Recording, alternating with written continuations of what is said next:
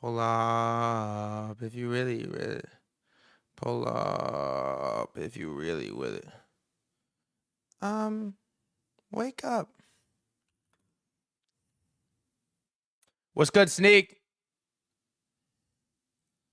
You're never gonna change. Yeah. Okay, bitches a day. How could you ever say Lil Uzi gay? Put 4 of them raw, put 4 of them safe. Don't want no pussy, I'm going to take. Trying to take. She look at my president, daddy, baby. Diamonds are wet like a swagger, baby. And rollies are 40. If I pull it to take it, a post. Oh, you can't hear it? Wait, whoa. No. Wait, what happened? No. Why can't you hear it? Luke.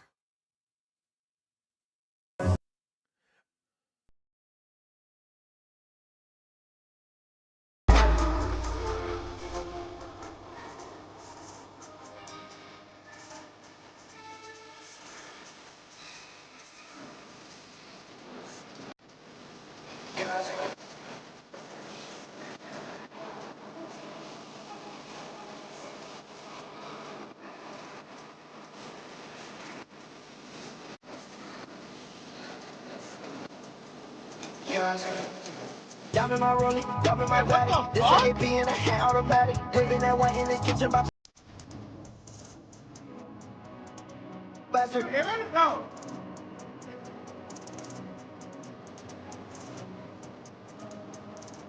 Wow. Wow. Bitch. Wow. Wow. Wow. Wow. Wow. I just pulled up to the bank and started laughing. Ah! Yo, yo, yo, yo, yo, yo, yo, yo, yo, yo, yo, yo, yo, what the fuck is good? Welcome back to the stream. Smiley Capital with the 10 gift. What is it this time? Smiley HIMS? Is it HIMS? Is it HIMS? Welcome back, welcome back, welcome back, welcome back, welcome back, welcome back, welcome back, welcome back, welcome back to the fucking stream. Okay, it's good to see some beautiful faces. We had a great day yesterday. We had the Amit stream. Tomorrow, is there any chess players in here? Because we have a chess guest tomorrow, which is a crazy one. Hans Niemann on stream. I'm kind of hype. I don't know. I don't even know how to play chess. Okay, I genuinely don't even know how to play chess. So I'm going to watch the documentary that just came out about him yesterday. And I am not going to ask him about the allegations. What does being gifted mean? You must be, are you from YouTube? It means no ads. It means no ads. It means no ads. Welcome back to the stream. If anyone's here from the mid stream, welcome. We're going to talk markets very soon. We have a lot to cover. Okay. It's a crazy day in the market. HIMS, which I'm in. It's also in my body. Like I take it every day. Finasteride. It's the craziest business model of all time. Is absolutely ripping. Market looks good, but weird. Okay. Yeah, I got him coming on. I'm fucking hype. HIMS is the greatest business model of all time. Okay. You trade all day. You lose your hair because you trade all day. You take finasteride from HIMS because you lose your hair because you trade all day. You take finasteride from HIMS. You get ED. And then you buy Viagra from HIMS because you have ED, because you take finasteride, because you trade all day, because you lose your hair. And it's this beautiful flywheel, if you will. Flywheel, if you will humor me on that word. When did I start? The finasteride or the stream? The stream just started. The finasteride I started, I don't know, a month ago. So I won't do too much. I'm just going to say really quick. Yes, it is the chess guy that got accused of putting a vibrating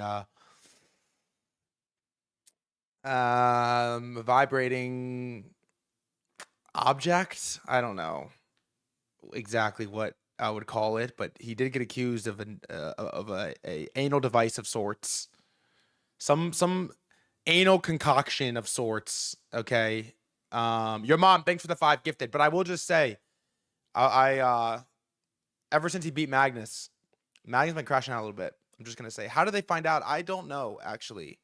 I think he was just so. Like, I don't think they looked or did a sniff test. I think he was just like so upset that he lost that he just like blamed. He just like called this out And then everybody was like, okay, Magnus. I actually don't know. I'm going to watch the Netflix documentary. And I think it was just a rumor. Who coughed it about that? No, I'm not going to ask him about it. This is my new bit is I interview guests for a specific topic and I don't ask them about the thing.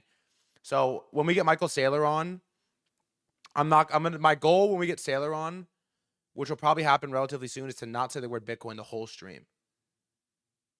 Like an hour and a half, not mention the word Bitcoin one time is my goal with Saylor. So hopefully we can get there and we'll see what happens. Asking Peter about gold. I did ask him about gold because I had to.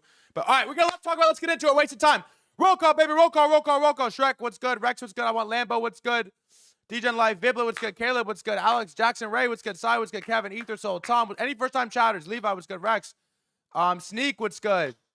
Chunky Nuts, what's good? Sparky, G-Man, Art Mommy, Difle, what's good? Booty Watcher, what's good? Dub, what's good? What's good? J-Leb, what's good? Hidden Character, what's good? Houdini Swap, what's good? Darth, what's good? What's good? What's good? What's good? Okay, welcome back to the stream. We have a lot to talk about today. Pipe Bomb 33. Wouldn't be a stream without you. There's a lot happening. There's an Israel and Lebanon ceasefire, which is kind of crazy. I don't know if it will hold, but the market liked it. We have market closes about to happen in about 9 minutes. We have SPX over 7K again. Made a new ATH. We have HIMS fucking ripping. Your mom, thanks for the 5 gifted. HIMS ripping. All birds dumping. By the way, Trade XYZ added Hyperliquid.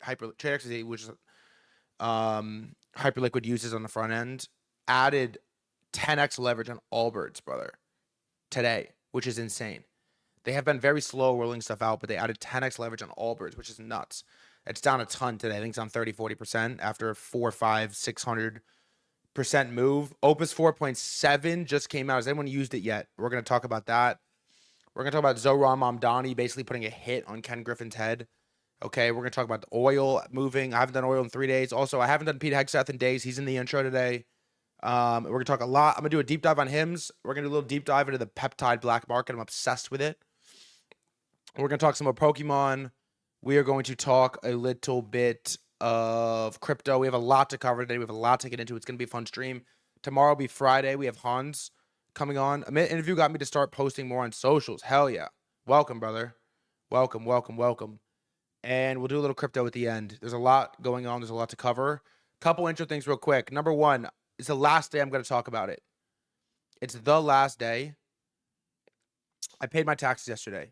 Okay, for all the IRS agents, SEC, whoever's watching me, I paid my taxes in full, one click, one transaction.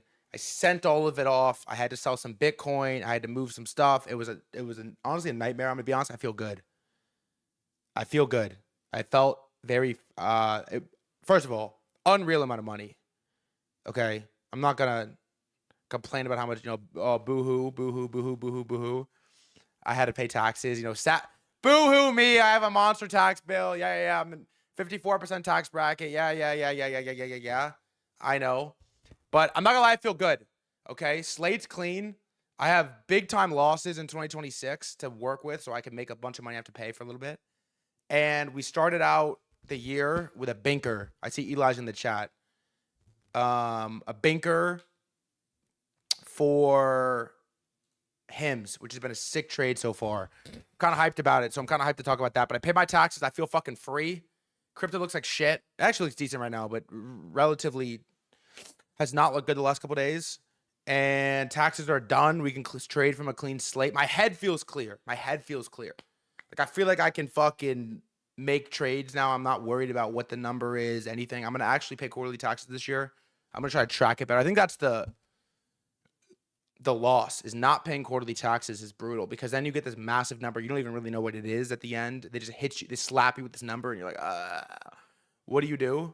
So we'll get there. Also, yeah, Jeff from Hyperliquid def tracking the stream. He puts everything. I remember I had a convo with Shoku, and I told him, I just thanked him for making such a sick product so I can make money in oil. And then I told him, I said, bro, you have to add HIMS. And they did add HIMS. And we've been able to trade it, which is sick. It's done a lot of volume, too. So, okay, I'll tell you one more excerpt really quick, then we're going to start the stream. Is I DM'd the Watch Guy, Watch King, because I told you want him to add Nike. I saw the headline today, Tim Cook and the Nike CEO, who I don't even know who the Nike CEO, who's the Nike CEO? Do we even know? Elliot Hill. Did you know that? Do you know who this is? I didn't even know who this is. Damn, I did not know who this is. Interesting. You guys do know who this is. Elliot Hill. I've never heard of him. But I saw, yeah, he does have aura. He got that like silver fox aura, actually. Used to be a Nike OG.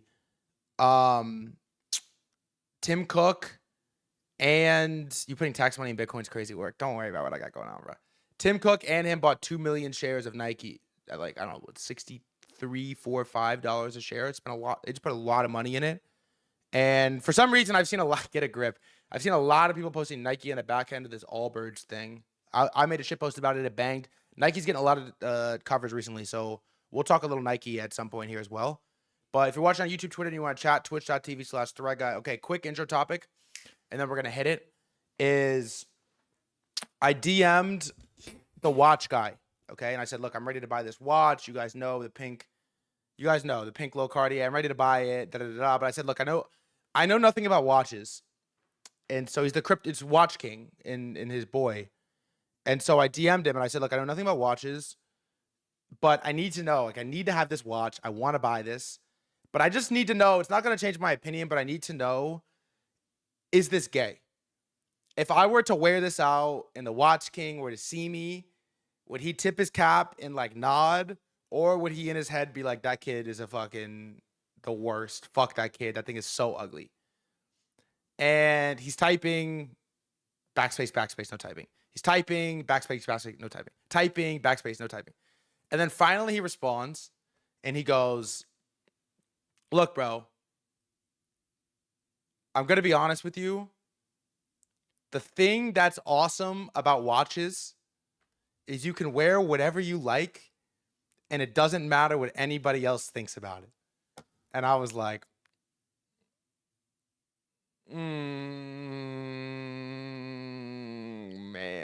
tough. So that is what that is. Anyways, let's start the fucking stream, baby. I'm excited. Market closes in 3 minutes.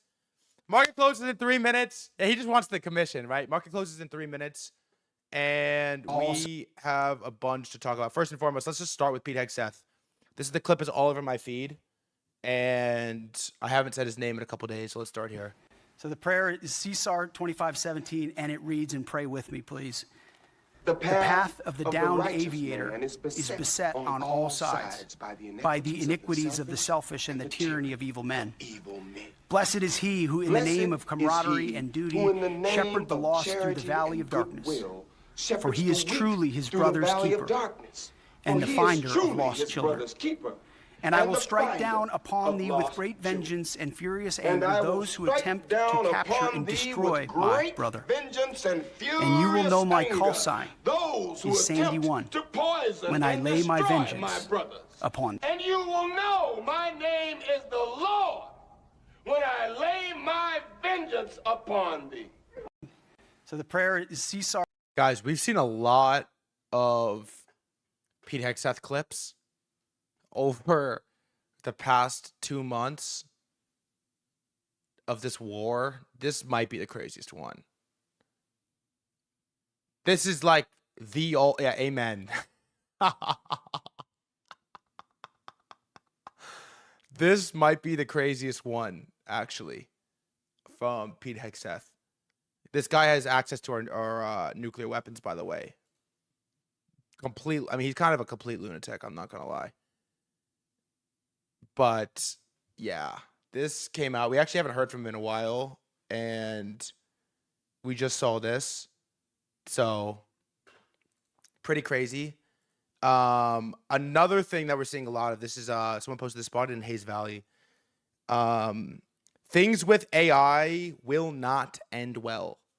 I actually don't have this as a topic for today, but it's something that we're going to be talking about a lot more in the immediate future. I don't have the AI anger polarization as a topic directly, but we do have Zohran Mamdani tax the rich, which it's going to be like one of the craziest clips I've seen, calling out the Ken Griffin residents by name. It is an unreal clip, really. And the people are starting to lose their mind. I actually don't know where Hayes Valley is. Where is Hayes Valley? It's a neighborhood in San Francisco. Makes sense. That's eerie, man. That is eerie. On the Allbirds store, wrote this in Sharpie or an Expo marker. Hayes Valley is where the AI labs are.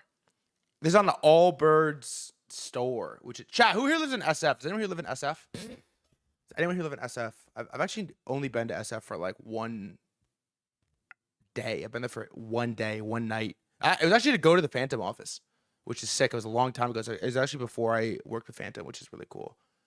And one more to set the tone. I want to watch this Peter Thiel clip, and then we're gonna get into market close, which just closed 1 second ago, and we have a SPY above 700. Pretty sick. Let's watch the Thiel clip, and you're destined.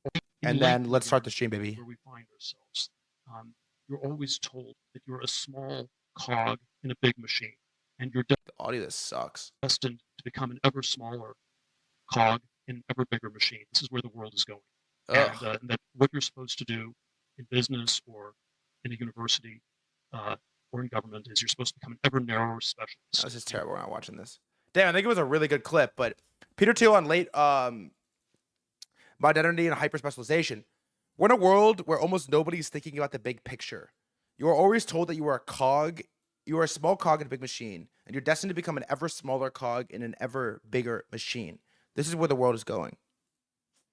What you're supposed to do in business or in a university or in government is you're supposed to become an ever narrower specialist. You spent 20 years studying string theory and nobody can understand what you're doing. Adam Smith has a description of a pin factory where we have 100 different people working in a pin factory. They're all specialized, making different parts of a closed pin. Modernity is a pin factory on steroids, and there's something efficient about specialization. But at some point, you lose sight of the forest for the trees, or you're studying the leaves. You lose sight of the trees, much less the forest. Modernity, thank you. I like this clip because I feel like this is what we're doing in trading. And I feel like there's so many people that got so autistically hyper focused on one niche within a niche, right? Like I only trade meme coins, or I only long alt, I only like leverage trade alts, or I only hold Bitcoin, or even like more niche, I only trade animal coins, I only trade cat coins. And then all of a sudden, like boom, liquidity is moved, volume is moved, attention is moved, and now we're paying attention to HIMS, and we're paying attention to stocks, and we're talking about oil, and we're talking about commodities. And if the only thing we've ever paid attention to or only trained a muscle on is cat coins, what are you supposed to do when the narrative is completely shifted, right? It's like you're cooked. It's like, what is the bet about this pin factories? It's just like 1,000 people that work in a pin factory. Every single one of them is hyper specialized and great at their job, but nobody knows how to make a pin. No one there knows how to make a pin. Everyone just knows how to make like the tip or like add the thing on top or whatever it is. And I think it's a reasonable parallel to crypto at large. It's like a lot of people, myself included, got so stuck in this process where we only trade one specific niche within the broader picture that like we didn't figure out. Like to go from NFTs to meme coins within itself was a crazy transition. It took me like a year. Bro, it took me like half the bull market to figure out how to trade a fucking meme coin because all I knew how to do was trade NFTs. So anyways, quick little excerpt. Good place to start from. And speaking of market close. All right, what are you in? SPX is over 7K. SPY is over 700. What are your biggest positions? What have you put on? What are you long? What are you short? Where are you in cash? Highest conviction. What do you got? Rocket Lab looks sick. MSTR, G's. Fiat. Oh, flat. Eli's. Oracle, HIMS. Short hype. Cash and horses. Are you serious about horses? Horses. Really? Edge. Thoughts on Fly. I don't really have any. Bro, yes. Ha, ha, ha, ha, ha. The horse market.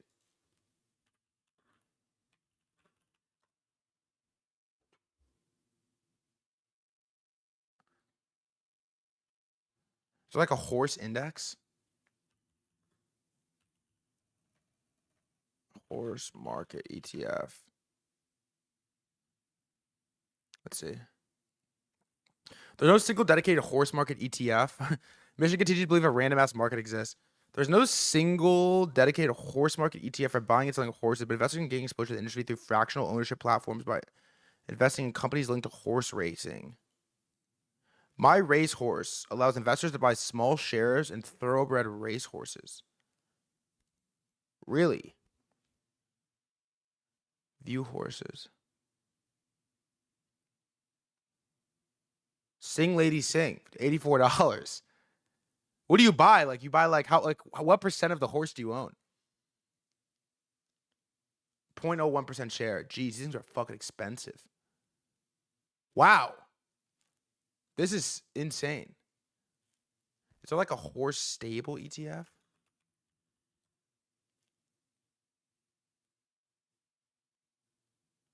There's a specialized. No, there's not. Interesting. Get into Derby TG. A livestock is the play. You know what is I do know is going up real quick. Cow cattle ETF. Is that a thing? No. Like live cows.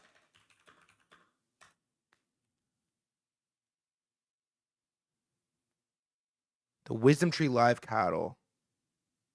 Bloomberg live cattle index. Wait, let's see if I can find this real quick. No, wait, let's see. Bloomberg live cattle ETF.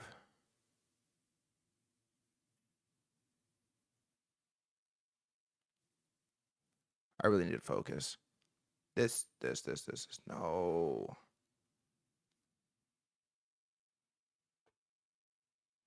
It's not gonna let me look. Dude, I found a chart for this the other day. It's one of the grossest things I've seen. Wait. Let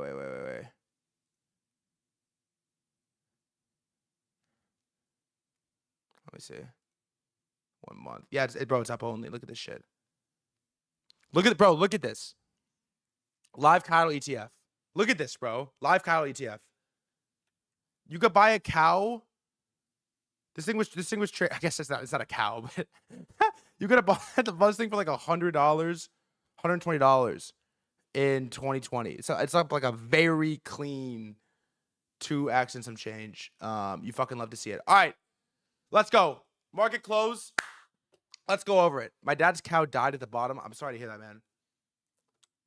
I mean, look, all things considered, you'd rather it die at the bottom than the top. But let's go. Rest in peace, your father's cow. Serious note. He owned 3. They multiplied. All right. Let's go. Sorry, that's a bad joke. That is a bad joke. One head of cattle is $3K, I'm pretty sure. Jesus. All right. SPY 700 closed up 0.25%. SPX basically about the same. Russell's basically flat. Q's up 0.5 and was really strong today. And IGV has had a couple good days in a row. Does anyone own software names? Are you familiar with the Great Holstein Cow Bubble of the 80s? What are you talking about? I need to focus. Great Cow Bubble of the 80s. I need to focus.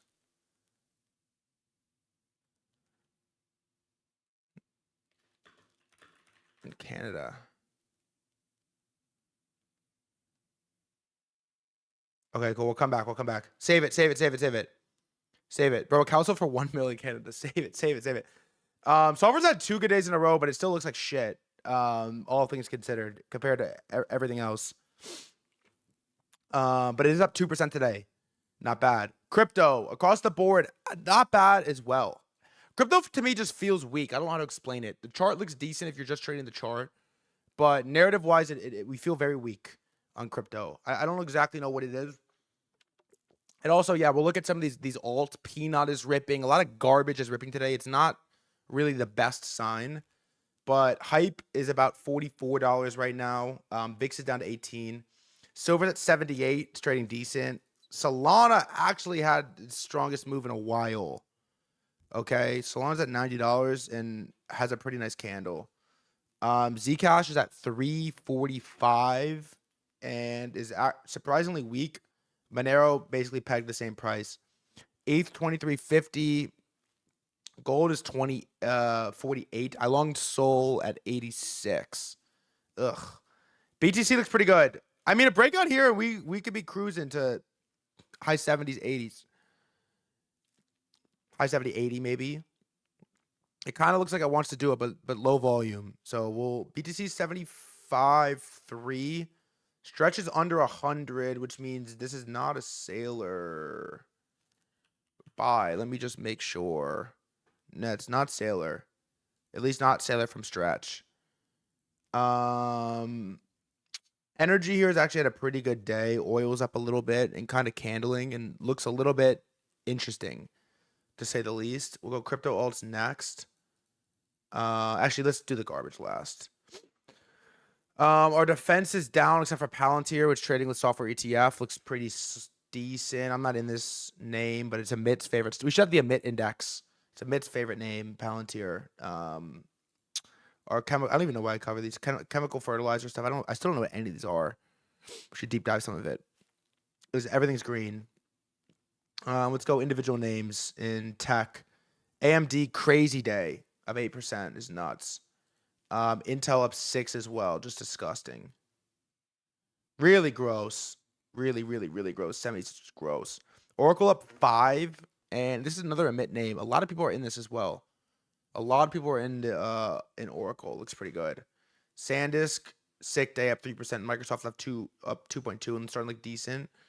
Salesforce, good day with software. Adobe, Meta, I think looks pretty good, and Amazon looks pretty good too. I think Amit is an Amazon guy as well. I like this because this is Chris Camillo's favorite stock, and you know I'm a big time Chris Camillo fan. So Amazon looks decent. Netflix you said it puked. Had a fine day. Not bad. Basically flat. Micron looks good. Tesla, the only thing that's red. Big tech. Apple too, down 1.5%. But Tesla, not great. Not a great day, but it just had a really, really, really, really strong week. To be fair, I don't know why I hate Tesla, but I just think I'm right about the thesis on this coin is cursed. This stock is cursed. It's like Dev's launching a second coin. I don't know. We've just seen it play out so many times. Netflix earnings just now. Cool. Let's go back to it.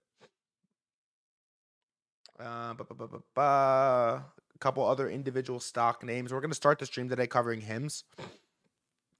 It closed at basically 27. After hours down to 26.75. But this thing is a monster right now. Is anyone in this? Is anyone in HIMS? This thing is a monster right now. Really strong. SpaceX was buying a ton of Cybertrucks. Why are they doing that? I heard Amit telling that.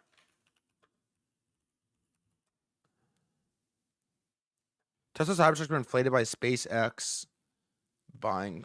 I should just get a Bloomberg account, huh? Tesla Cybertruck. SpaceX bought 1,279 units. Why?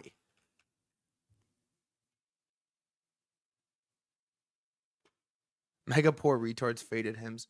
Why are they buying Cybertrucks? For what reason?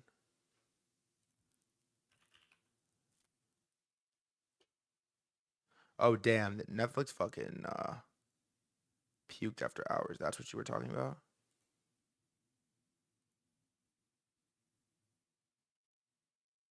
Ugh.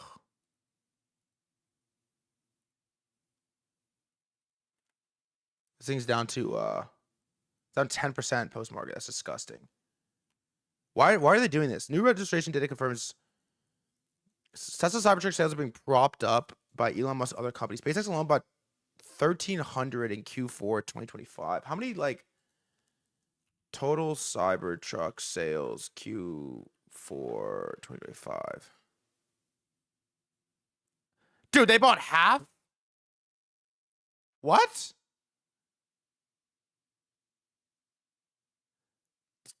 SpaceX bought half of the Cybertrucks in Q4 2025. What the fuck? What?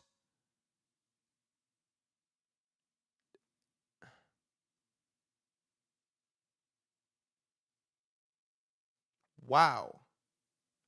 A 68% drop from the 13,000 units in Q4. SpaceX and other Musk-owned companies accounted for 1,300, roughly 20%. No. Numbers wrong. Total was 20,000. It's 20,000. This is weird. 4,000 in the U.S. 4,000 in the U.S. 4,000 in the U.S. Got it. 4,000 in the U.S. Got it. But Elon Musk related companies are responsible for 20% of Cybertruck sales. That doesn't feel right. It feels wrong. That's off. No. What percent of Tesla car sales are Cybertrucks? Self-driving Tesla, first-time chatter. Welcome, brother. Cybertruck accounted for Q4 2025.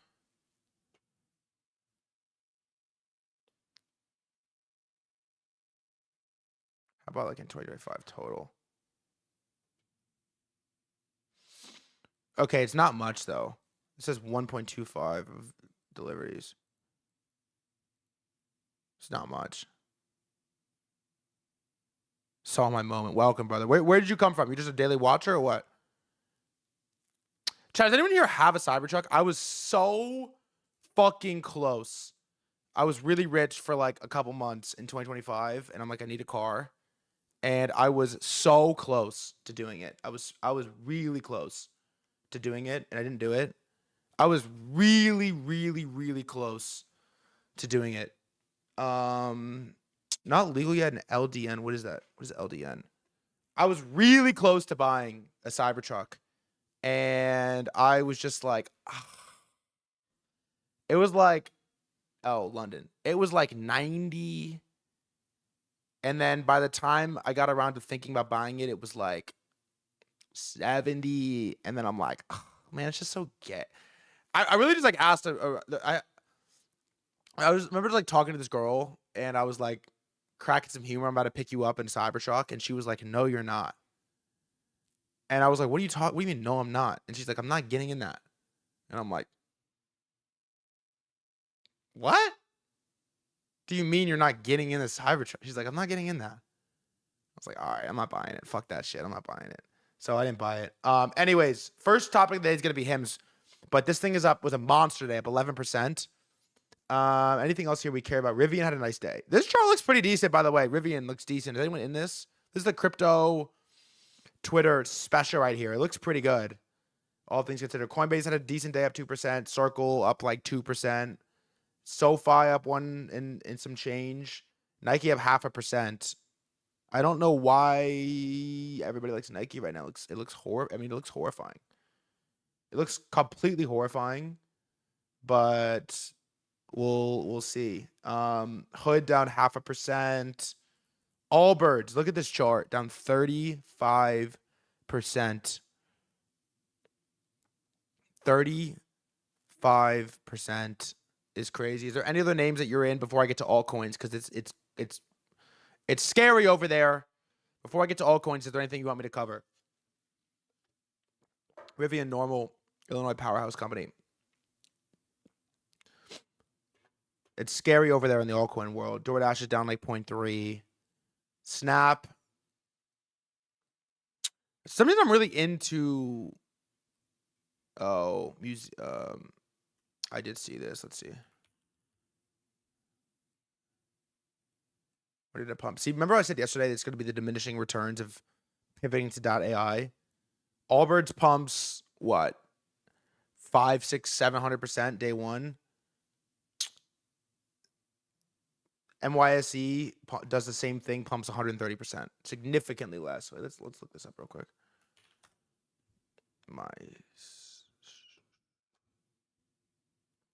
.ai rebrand. It's crazy. It's like, I hate to do the .com comparable, but it is literally like buying a .ai is enough to pump your stock 2x. So 156%. What? I don't even know what this company does.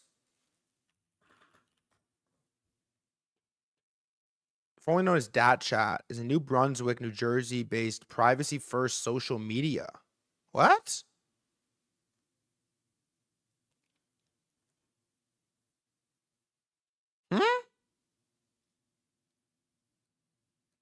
Chat, does anyone what is this? I've never even heard of this. How many users does...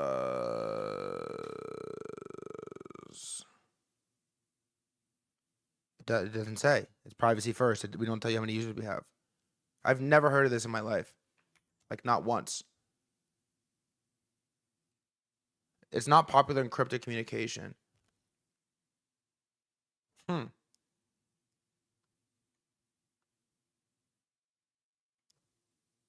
Anti-screenshot. It's just like Snapchat for Twitter. I guess. Company's announcements now operating under the name... I don't even know how to say it. I'm like avoiding trying to pronounce it. Mycelium AI. Positioning its product road mapping around privacy-first agentic AI integrated into its messaging and social platform. I mean, it's just like slop. This is complete slop. With trading like a low-price, momentum-sensitive name, the AI rebrand narrative appears to have amplified speculative buying, accelerated sharp squeeze style move. I mean, this is like total slop. Interesting. What does the stock look like? I've never heard of this in my life. Metaverse dog. Oh, it's one of these. My God. Oh, dude. Wow. Did anyone trade this today? Price range. Even after the pump, this thing is down 98.3%. That's brutal. So the whole company's a scam then? Good research, TJ. Yeah, it was great research by me to get to the bottom. Wait, I want to try it. How do I use it? What is anyone on it? Does anyone use it? Bitcoin meme coins are where you can make massive gains in the upcoming cycle. I don't know how to tell you this. Really just don't know what to say to you exactly. How to tell you this. How to put it in a way that like makes sense. You must not have been here for the first round of Bitcoin meme coins where you're going to make a lot of money this cycle, okay? That was last cycle. That happened. We did it. We're not doing it again. Okay. Yeah. If idiots will fall for it, companies will do it. First Birds, now this. Privacy first social media innovator rebrands as Museum.ai along with a full suite. Basically, every dog shit company that's in the gutter is going to repeat this until the diminishing returns becomes too inferior to even matter. First one was Allbirds pumped 650%. Mice pumps 150%. Next one's going to pump 50, 25, 15. And before you know it, it's going to go down. Before you know it, we're like 10.ai pivots away from going down. Also, ticker Rhyme was the first one.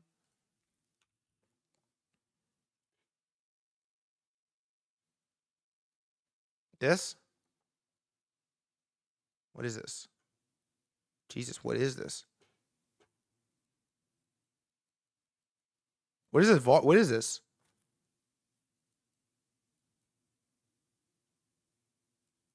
What is this candle?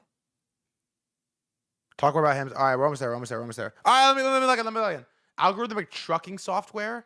Fuck, man. I love stocks. There's so many companies. All right, we gotta focus. You want me to talk about HIMS? I got you. Chill. All right. Last thing, altcoins, because there's some moves. It's just garbage, man. It's like, what are we looking at here? Arbitrum is up. Let me go to the daily. Arbitrum's up 15%, but like, why? Athena's 15. Avi's up 10. Farcoin's up 10. XPL is up a decent 8%. What was the trucking software? Rime, R-I-M-E. Uni's up 6. Jupiter's up 5. Pump's up 5. Nothing really significant. Tal is terrible. Just horrific. And last thing is, what is it? Unk. Everyone's begging me to show. I don't know. Fine. It's decent. And what's the other one? Is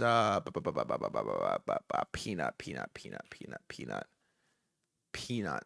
The squirrel. This is a scary dude. I know some like really smart people that are long Peanut right now, and I'm just like, brother, what are we doing? Mara.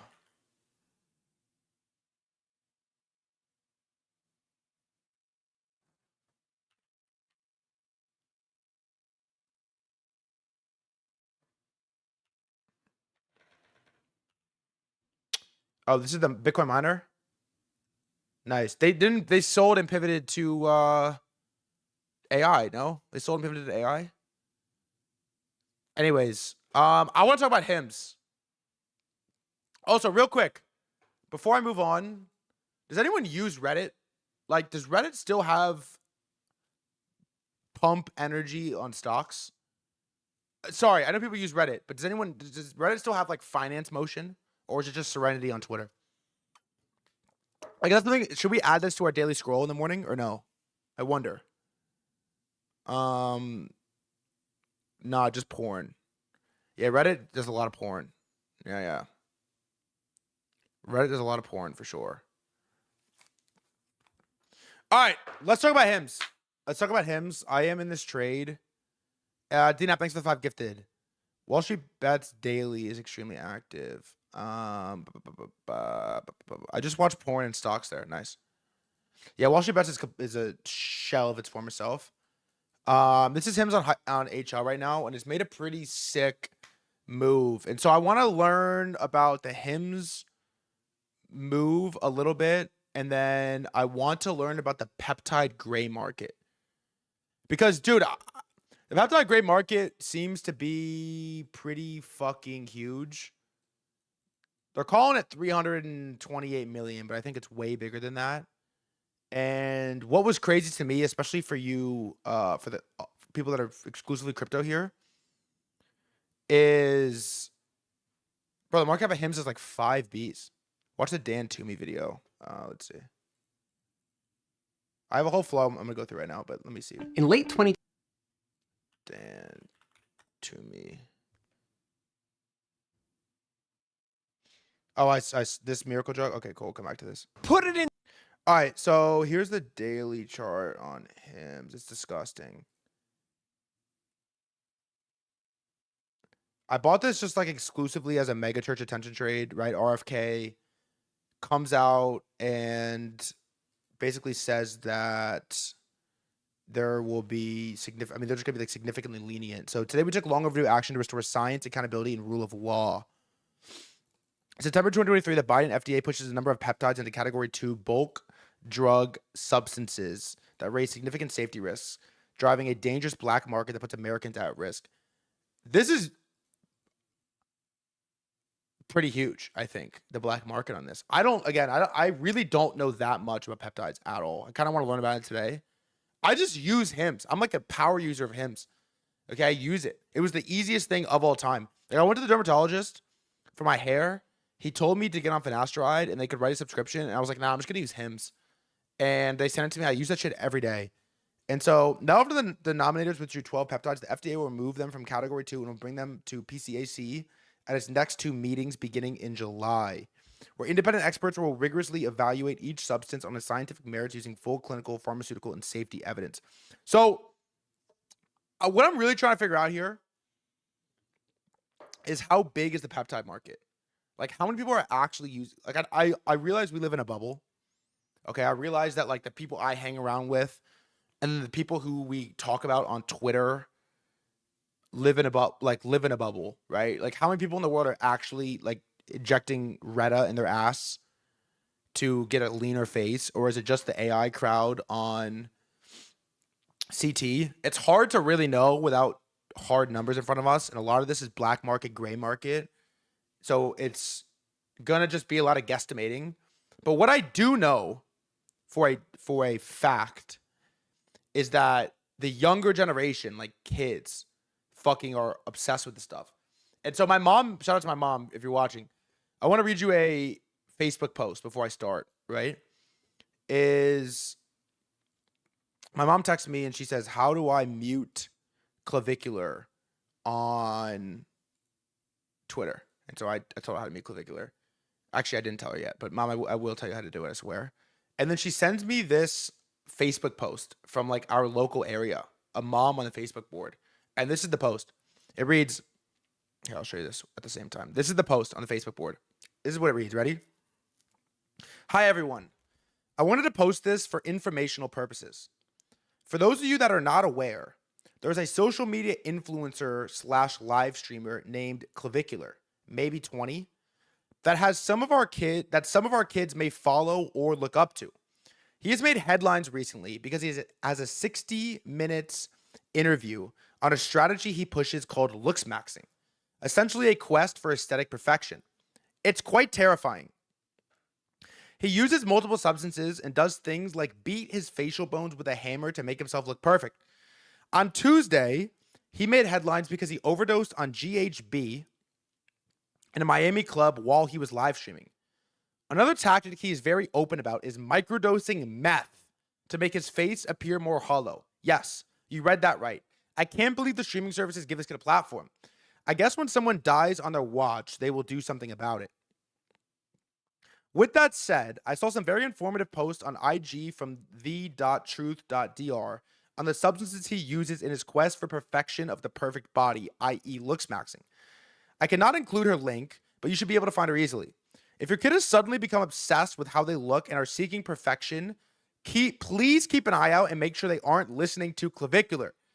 This kid clearly has multiple issues like body dysmorphia, substance use issues, etc. He should not be influencing our kids. Side note, he is also part of the incel crowd and thinks any female over 20 is useless. Hope this information helps someone. I don't know a ton, but if anyone has any questions, I'm happy to try and answer them, including a link with some info in his 60-minute interview so you can see who he is. This shit is pretty mainstream. And so, I kind of love him too, by the way. I kind of love him too. And this thing has gone really, really, really mainstream. And I feel like there hasn't really been a clear, what's the trade for the looks maxing specifically. Eli Lilly has been an unreal trade if you traded this. I mean, I didn't. For a lot of the like Ozempic stuff, this has been did anyone buy Lilly? This was a complete ripper. This has been a crazy look at the weekly chart on this. It's nuts. Is there any good meme coin on this, bro? It's like HIMS has a smaller market cap than Raved Out, bro. It's like we can actually trade real companies. No memes. This is Lilly, which has been a nuts one. I don't have any exposures. I honestly just started paying attention to it, but I'm trying to figure out how all this stuff works. So like, I have a bunch of just like stuff we'll go through on HIMS. But so this was the big announcement. It gave it like a 15% day back to back on the RFK. And so Q1 revenue prediction, Wall Street consensus has it at 617 mil, down 0.13% from last quarter.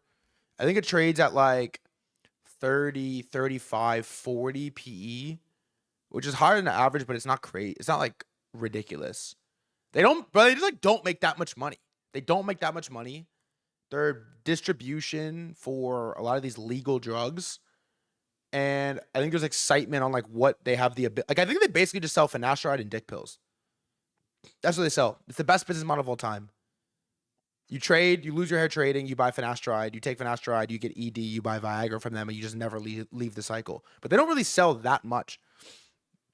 And so they also do HERS as well. So HIMS guidance, they're projecting minus 1% from last quarter. Insights, new customer acquisition is sagging.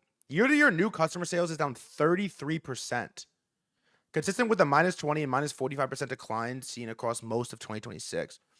And so I feel like this is something that I feel like if you were to make a cultural bet without knowing the financials of these stocks and how these work, more individual people taking cosmetic supplements probably is an up-only trend, I would imagine, without knowing anything. I mean, I'm taking stuff now I wasn't taking before.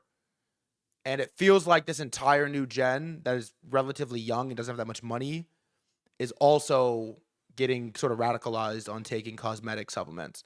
At least the hair stuff, I think, is like the finasteride. Like, let's do like growth of new people taking finasteride in the U.S.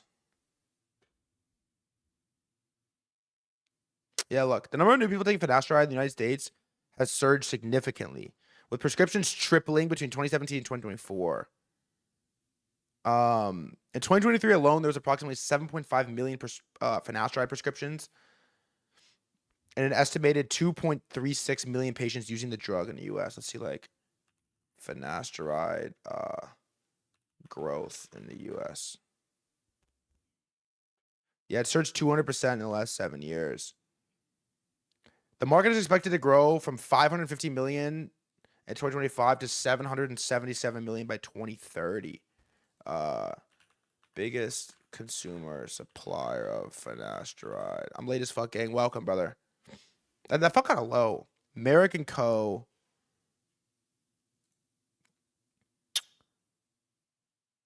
What are your thoughts on Face Punch signing a deal with the Source 2 and all of its Valve to make a Roblox competitor? I don't even know what that is.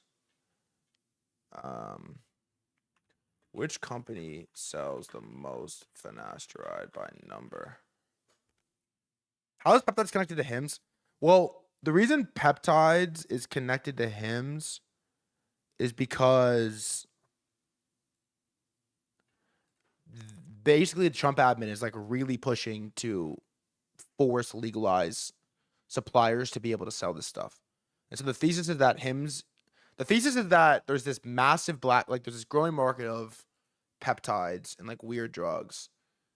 And most of it is illegal or being pushed into these gray market suppliers right now that are eating all the profits. Trump admin is pushing to legalize this stuff fast. And then HIMS is like a reasonable beneficiary of it, is sort of the thesis. That's why it pumped in this news.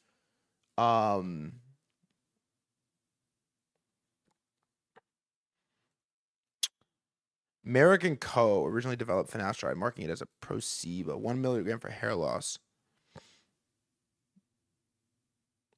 HIMS serves over 2 million customers. That's 2 million out of how many total finasteride subscriptions in the world? 2 million out of what? 7.5 million prescriptions in 2023. That feels like a ton. That feels pretty high. Online pharmacies account for 63. Projected to account for 63% of Degen gifted. Projected to account for 63% of the market share by 2035. That feels relatively high. They're also competing with Amazon, which is tough. I don't know. Everything on HIMS is overpriced.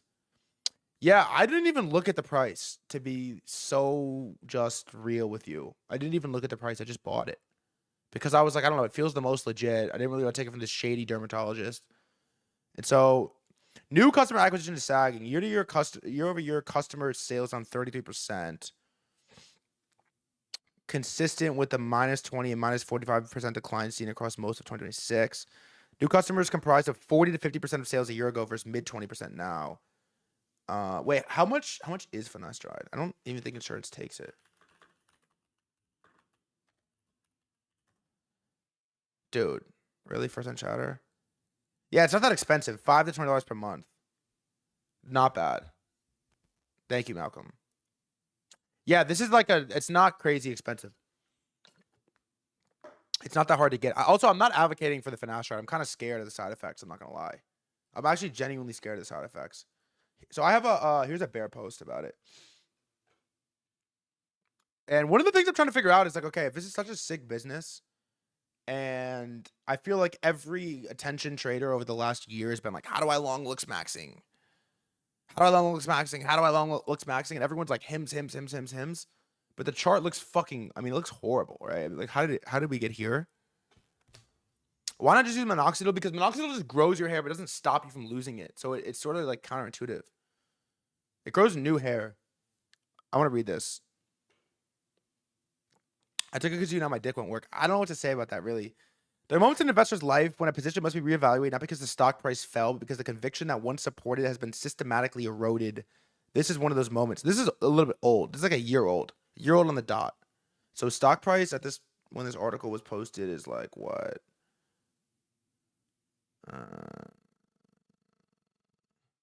All-time highs, basically. He posted this at basically all-time highs. Yeah, he posted this shit at all-time highs. Today, I want to walk you through one of the hardest decisions I've ever made in recent years as an ultra-concerned investor. I've sold my entire position in HIMS and HERS. For those of you who follow my research from the beginning, you know this is a stock that was one of my 2 core holdings. It's a high-conviction bet. I believed in the simplicity of the consumer interface, the power of DTC distribution in healthcare, and the potential scale of GLP-1s, and personalized care took off. I wrote multiple bullish reports on it.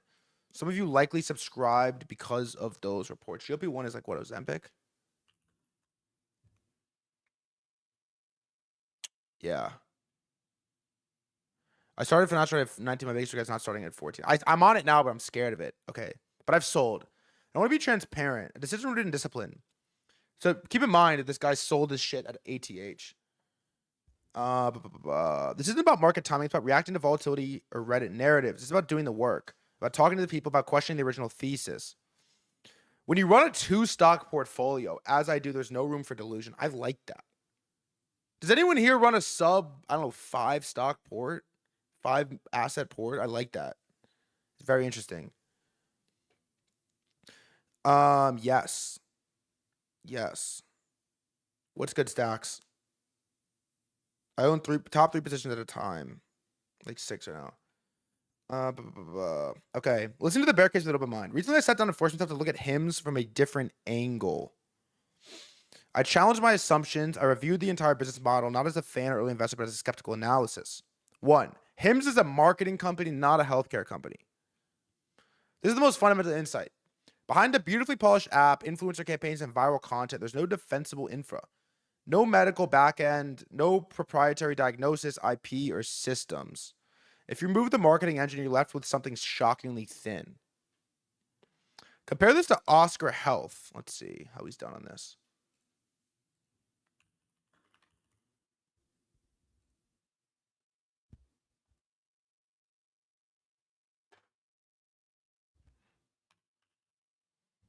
Let's go Oscar HIMS. I mean, this is the Oscar HIMS chart. It doesn't look great. How does HIMS Oscar look? It's kind of helpful to have this like foresight to see like.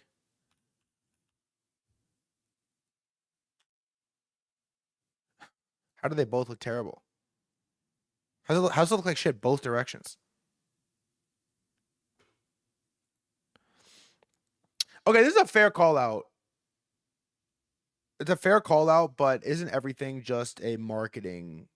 Compared to Oscar Health, Oscar's infra, claims management, insurance underwriting, tech-based care navigation, deep systems that touch policy regulation. It's what a real healthcare company looks like. HIMS, by contrast, is a consumer brand wrapped around generic services. If HIMS wants to become a serious healthcare player, it'll have to compete with companies that do diagnostics, drug development, or highly regulated care. Wait, what's Oscar Health market cap? Same size. Whoa.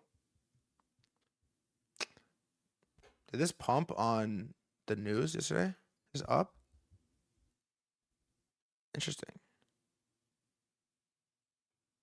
Yeah, it did. A little bit. HIMS just like has this beautiful mimetics. It has no edge there, zero. It doesn't own the diagnostics tools. It doesn't develop novel drugs. It doesn't have a moat in medical knowledge, data science, or clinical research. To make that leap would be like a smoothie bar trying to compete with Pfizer. What the fuck kind of analogy is that? What? Legal and regulatory overhang. The Novo episode was a turning point for me. Not just because of the accusation that HIMS may be sourcing GLP-1 compounds in legally dubious ways, but because of the way the company responded. Let's see, like, HIMS GLP-1 controversy. We'll come back to this. Let's add this next. That's not how healthcare. Oh, he decided to post a casual statement on X instead of issuing a professional formal press release. That means Dev's active on Twitter. It's not how healthcare leaders behave. That's how marketing CEOs react. This behavior confirms something I've been feeling for a while. HIMS doesn't carry itself like a healthcare company. It acts like a consumer tech brand, but healthcare demands a different level of seriousness. You're dealing with people's lives, their biology, their safety. It's not a vibes business. Fair. GLP-1s may be peaking. This I don't believe. I think this is the most up only. This is just going to be a turbo up only trend forever, really, is weight loss drugs, I think. I've come to believe the hype. Does anyone here take GLP-1s? I guess you maybe don't want to tell me like you were really overweight, so it's fine if you don't want to say, but I am curious. I've come to believe that the hype around GLP-1s may be cooling. If that's true, HIMS has a major growth problem. It positions itself as a leader in online access to weight loss drugs. But if the demand plateaus or the sourcing becomes legally restricted, then what's left? Hair loss? Generic Viagra? The core isn't strong enough to carry the entire narrative. Let's do like GLP-1 growth month over month. Is that?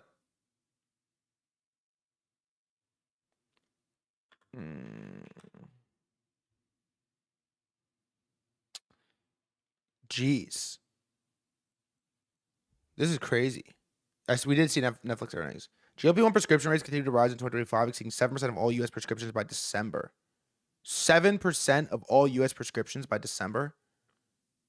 Heavily driven by Mounjaro. Monthly growth was steady with notable jumps in AOM. Rose 22% between March and June. Jeez.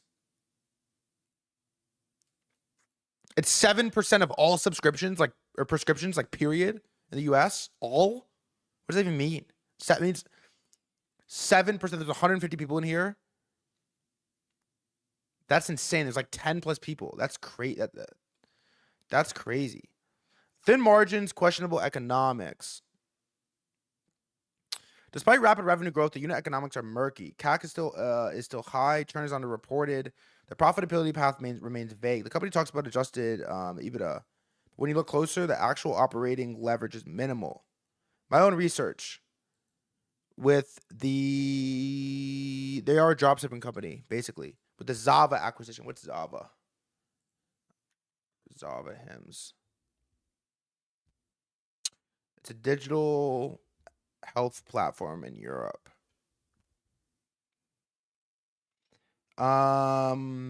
Major trigger for my exit was acquisition of Zava. On paper, it looks like HIMS are trying to copy paste its US model into Europe, but Europe is not the US. In Europe, healthcare is largely universal. People don't shop for basic prescriptions online in the same way. The margins are worse, the demand is lower, and frankly, the value prop is weaker. To validate this, I met with a Zava employee.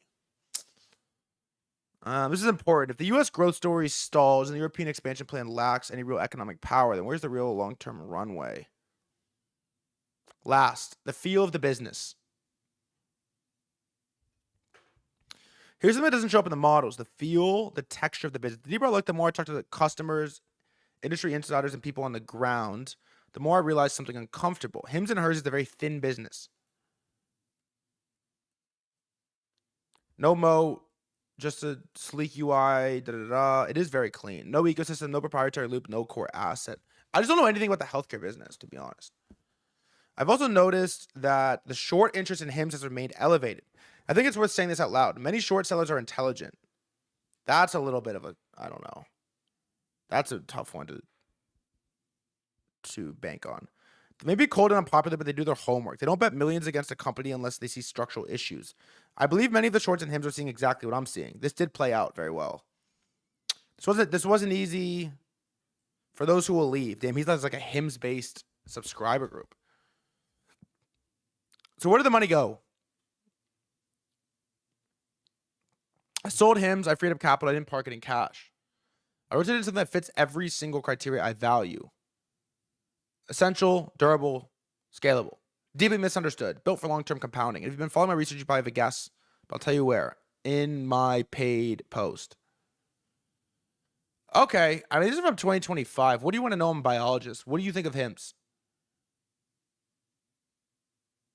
I mean, to me, this whole article basically just says that less people are going to look smacks, which I just think is false. Now, keep in mind, I'm totally trading this as a short-term attention trade. I'm not really buying it for fundamentals. But I'm just curious, like, why it looks so bad and how these things trade. Okay, the controversy surrounding HIMS and hers and its GLP-1 weight loss offering. What's your target? I don't really have... My target is when it gets a little bit euphoric. Offering incentives on the company's sale of compounded, unapproved versions of branded drugs, which triggered intense regulatory scrutiny, legal action for manufacturers, and safety concerns. But this is relatively being solved via this, right? The conflict intensified in February 2026 when HIMS launched a $49 compounded oral pill, leading to accusations of illegal mass compounding and deceptive advertising by the FDA. Got it. So they are selling products that are not FDA approved, which is insane. That feels pretty wrong. Legal action by Novo filed a patent infringement lawsuit against HIMS for selling, in their view, inauthentic knockoff versions of Ozempic. Reports indicated potential dangers with compounded products, including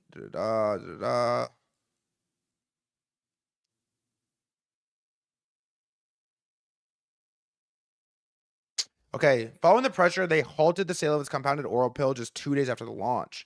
In March 2026, so this was very recently,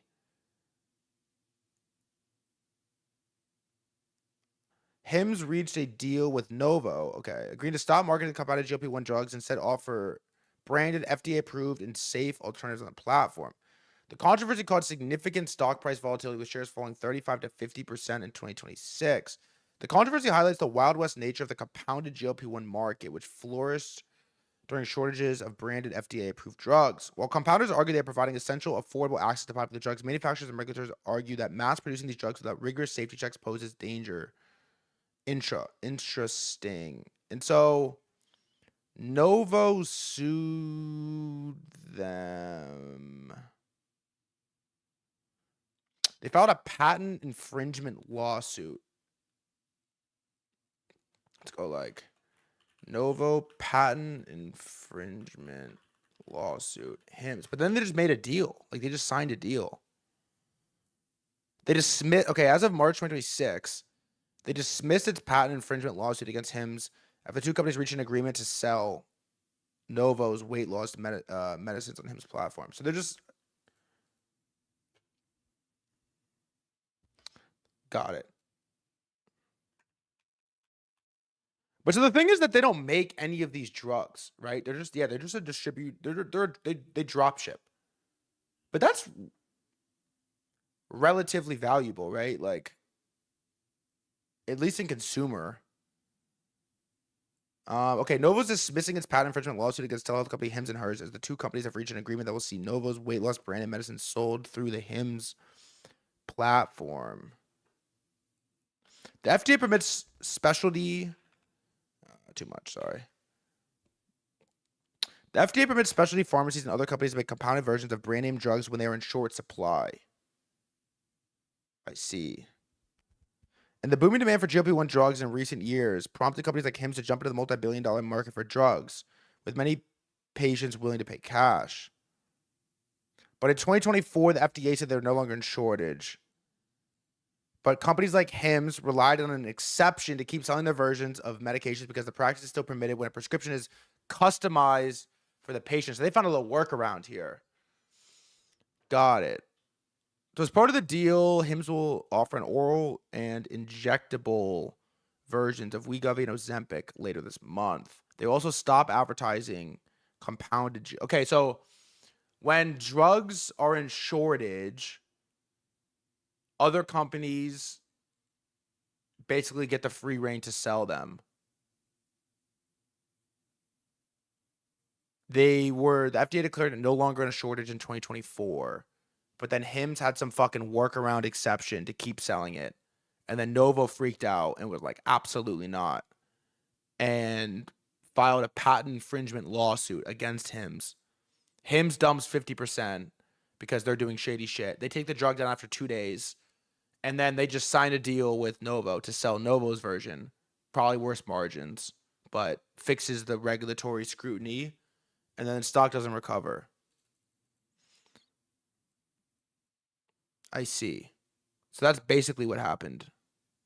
Not free reign, but kind of free reign. I see.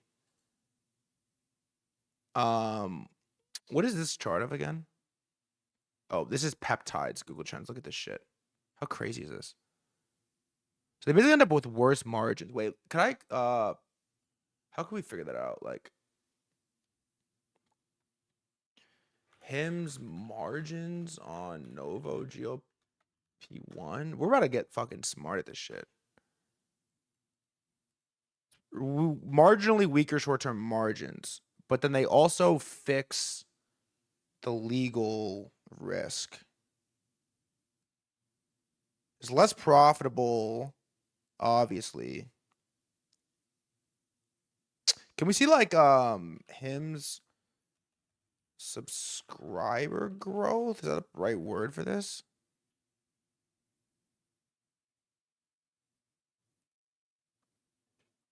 When's Q1 earnings for HIMS? Q1 HIMS earnings. 26. Projects. When is it?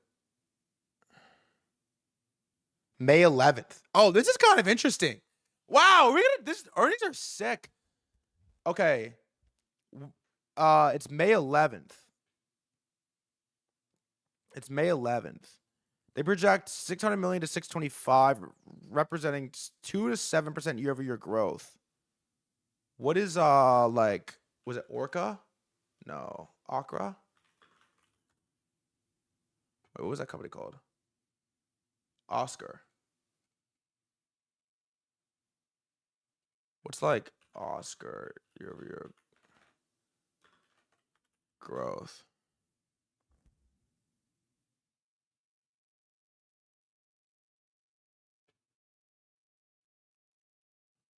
Jesus. 27%.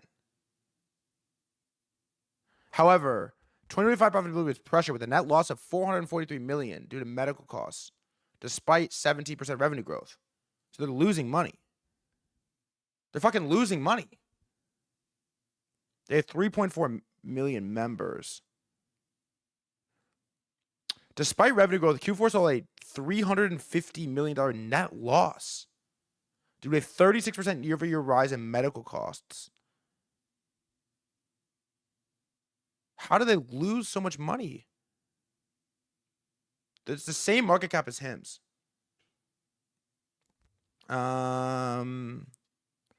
Subscriber growth. The company ended with over 2.5 million subscribers. This is how many? 3.4 million. Joshua Kushner, co-owner. Stop.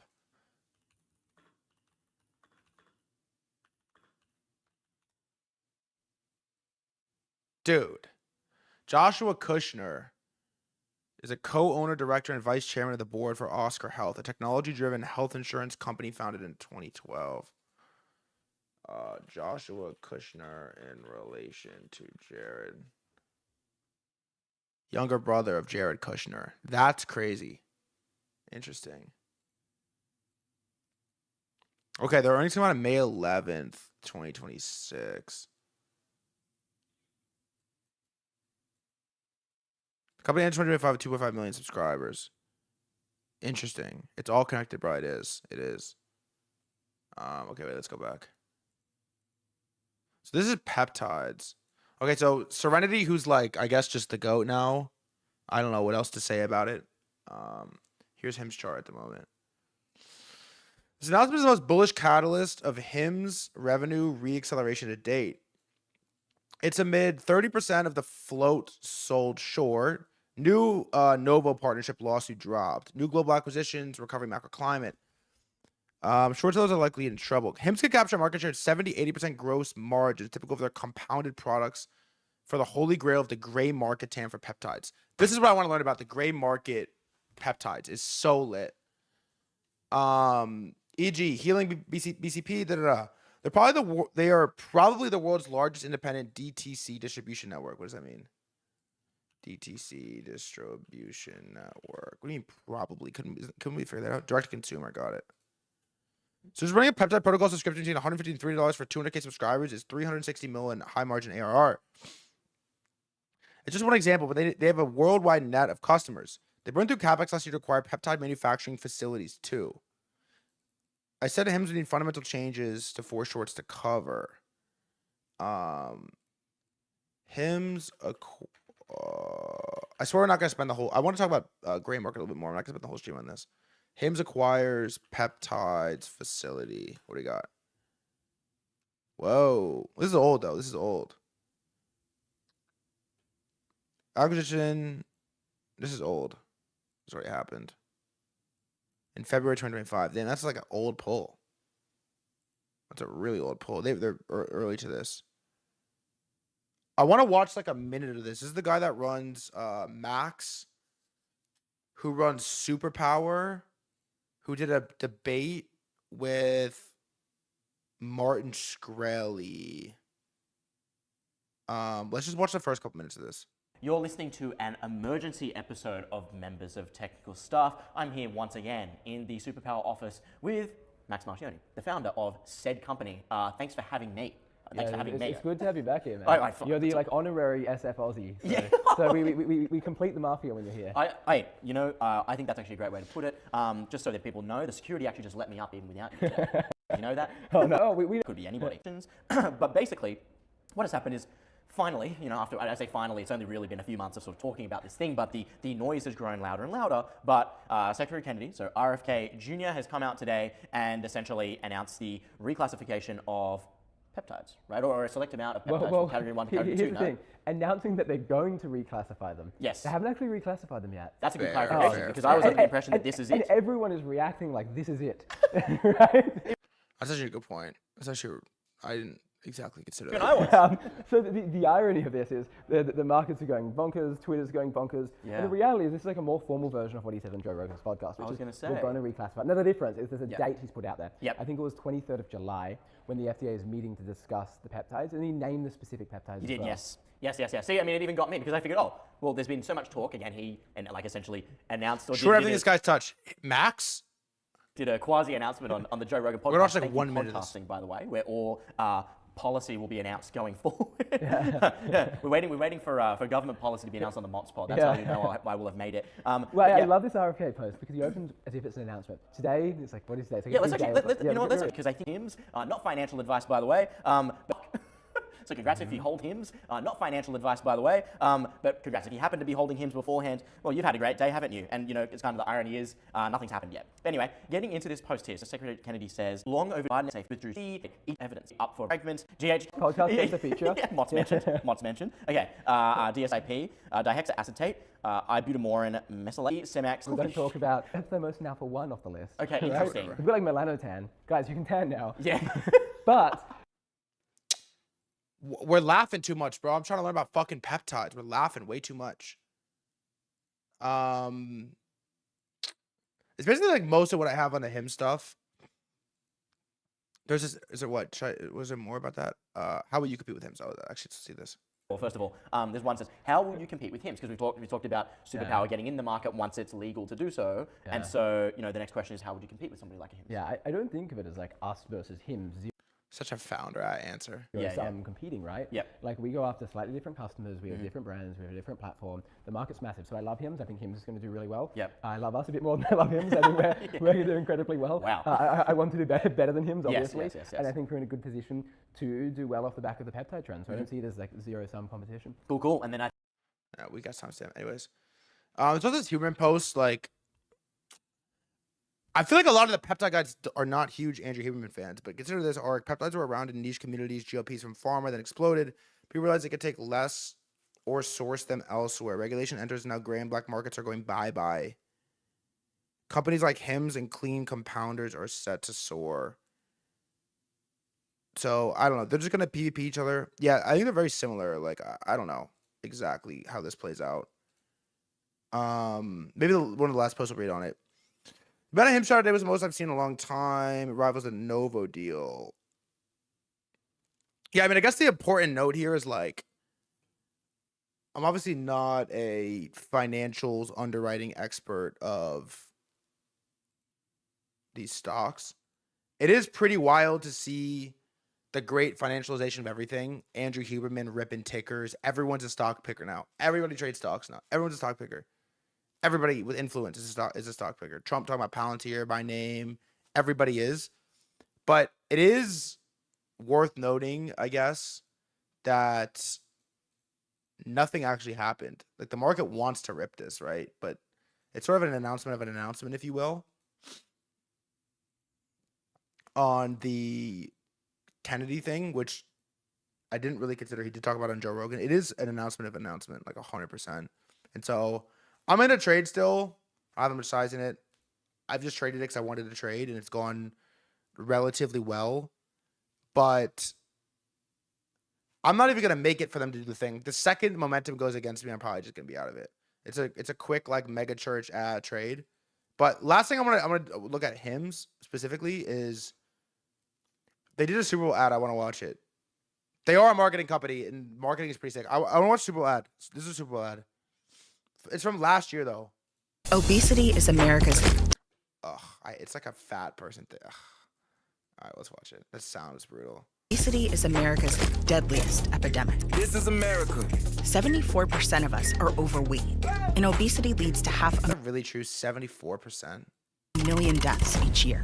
Why, you just have to stop eating, Jimmy. This is America. Something's broken, and it's not our bodies, it's the system. Welcome to Weight Loss in America. Like and subscribe. A $160 billion industry that feeds on our failure. Yeah. There are medications that work, but they're priced for profits, not patients. This is America. This system wasn't built to help us. It was built to keep us sick and stuck.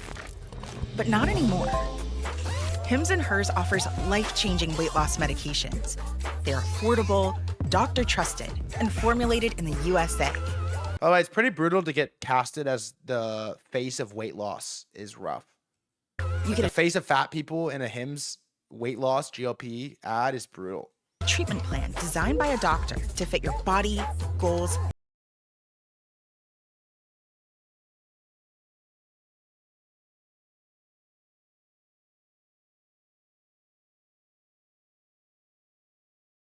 Weak ad, I'm not gonna lie.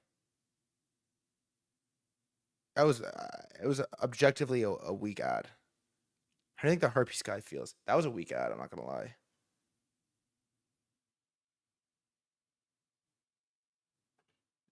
Also, Childish Gambino is brutal. Come on, brother, what are we doing? So also this came out. I'm kind of hype about this. It's kind of interesting. OpenAI unveils, the timing of this is crazy. It's just a sick little world. OpenAI unveils new AI model aimed at drug discovery. Is gonna be like, I'm pretty into the longevity maxing stuff. I don't do any of it for myself. All I take is a fucking finasteride. That's it. I don't do any of it for myself, but I'm pretty interested in the concept of what it could become. And so it leads me to this, which I think is interesting. Peptides are the most underrated asset in biotech right now. $330 million gray market. That's actually 2x, 3x, 4x plus. Just can't prove it. FDA can't stop it. Scientists catch up to the demand. Every asset founder I know is on something named after 3 letters and a number. The gray market becomes the market. Invest in peptides now. Think about this as crazy as like all the shit like Clav is taking is not. You can't like get it from a doctor. You can't go to the doctor and like get a prescription of Retta. You actually can't. You have to go. Am I gonna get banned for showing this? You have to like go on one of these fucking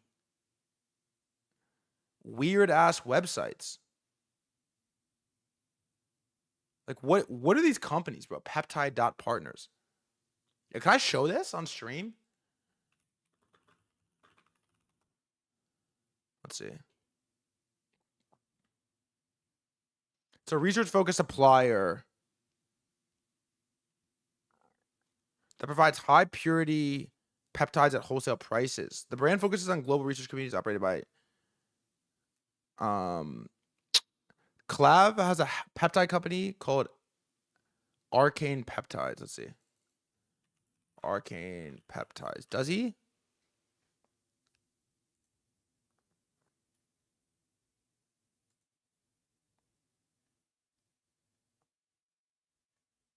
This is crazy.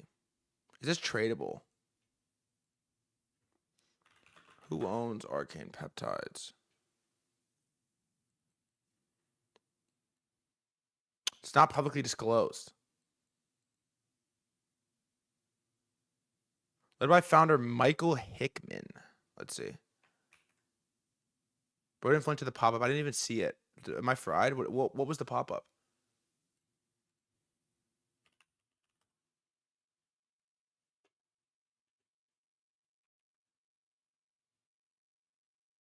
No.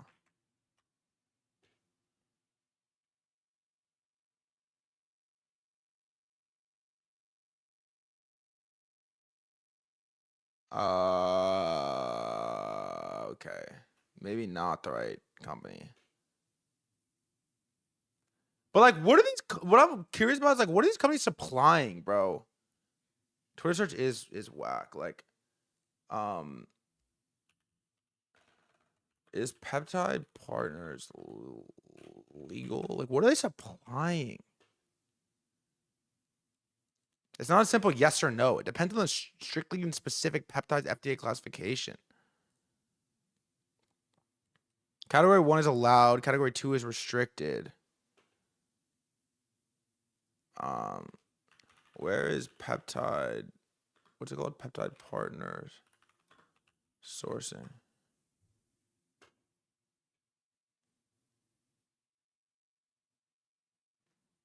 China, of course, right? It's legal. It's not meant for human use. You just can't market it like it's for humans. I got it. Makes sense. And so,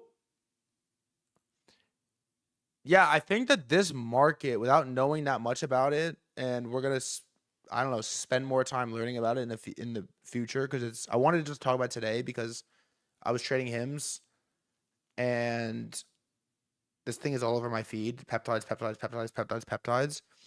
This market is going to be so fucking big. Gray market. How big is the gray market for peptides? It's 300 million seems so low. Yeah, 300 million. It's got to be so much higher than that. There also absolutely is a big gap between the hype of it and how much money is in it. Should we watch a minute of this? It's because they're cheap. Is it good for Bitcoin and Telegram? Yeah, maybe. Or they just like legalize everything. Or they just like legalize everything and then it's a fucking arms race to just who can have as much distribution as humanly possible and sell to as many people as possible, right? Like who's able to do that? I don't really know. I want to watch like a minute of this. Let's see. I think it's a really sick video. Inside me. I've been taking them and sending. What are you taking? That's what Silicon Valley is saying about something called peptides. These ostensibly magic drugs aren't exactly legal and are often sourced from unregulated factories in China, but that hasn't stopped them from exploding in popularity amongst in-the-know techies and corporate bigwigs with promises that they can legal cocoa hard. Isn't it already?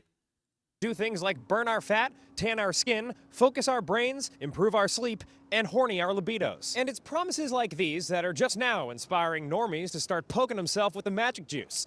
Yet one question remains. What even is this stuff? Dimmer. And is this all gonna end really bad? Okay, that was 2 questions, but... Simply put, peptides are chains of amino acids that help your body perform various functions, from healing a muscle tear, growing skin cells, or producing an entire above-ground pool's worth of testosterone, as mine's been known to do. There are some famous peptides you've probably heard of, like insulin and oxytocin. Peptides like these are created inside of the body using proteins that we consume through food. But the things that we'll be talking about today are peptides that are created synthetically in a lab and are then injected straight into your bod with a needle. You might be familiar with glucagon-like peptide 1, or GLP-1. Drugs like Ozempic or Wegovy inject a version of GLP-1 into your body. I feel like people are on Ozempic. They don't even need to be on Ozempic. So you lose weight. These shots are legal and have, quite frankly, been everywhere the last few years. But their popularity has spurred a hunt to find new injectable peptide drugs that might also yield other health benefits, which is how we've reached the more colloquial umbrella term of peptides. The other thing about it is it's crazy how scared people are doing most drugs and or supplements, and then the peptide thing, the people are just like ripping Chinese peptides in their ass. referring to stuff like GLP-1s, but also dozens of different experimental and off-label shots with names that, when spoken, make you sound like a total droid. I'm on Retta, tesamorelin, and then NAD nasal. IGF-1, LR3, BBC TB500, EPC 157, GLP-3, GHKCU, GHK, TB500, Retatrutide, Melanotan 1, CJC, BBC 157, GLP-1, N-acetylsaline, GHKCU, BBC 157, DCIT, MOTC, tesamorelin, IGF-1, LR3, epithalone, thymosin alpha-1, ARA-290, virilantide, PT141 oxytocin. What? Since these shots are unregulated and understudied, not a ton is scientifically known about what peptides will do to your body. Yet peptide takers... Like, how do you invest in that guy? You know? Wherever that guy is getting from, I want to be an investor in. Hope that stuff like BPC 157 will repair their muscles, GHKCU will reduce their wrinkles, dihexia will help them focus more, ipamorelin will help them sleep better, and Slytherin will help them diabolically scheme against the boy who lived. Sometimes these peptides are sold individually, but they can also be combined to create so-called stacks, or groups of peptides taken at the same time to get different effects. Many pep pushers that corner you...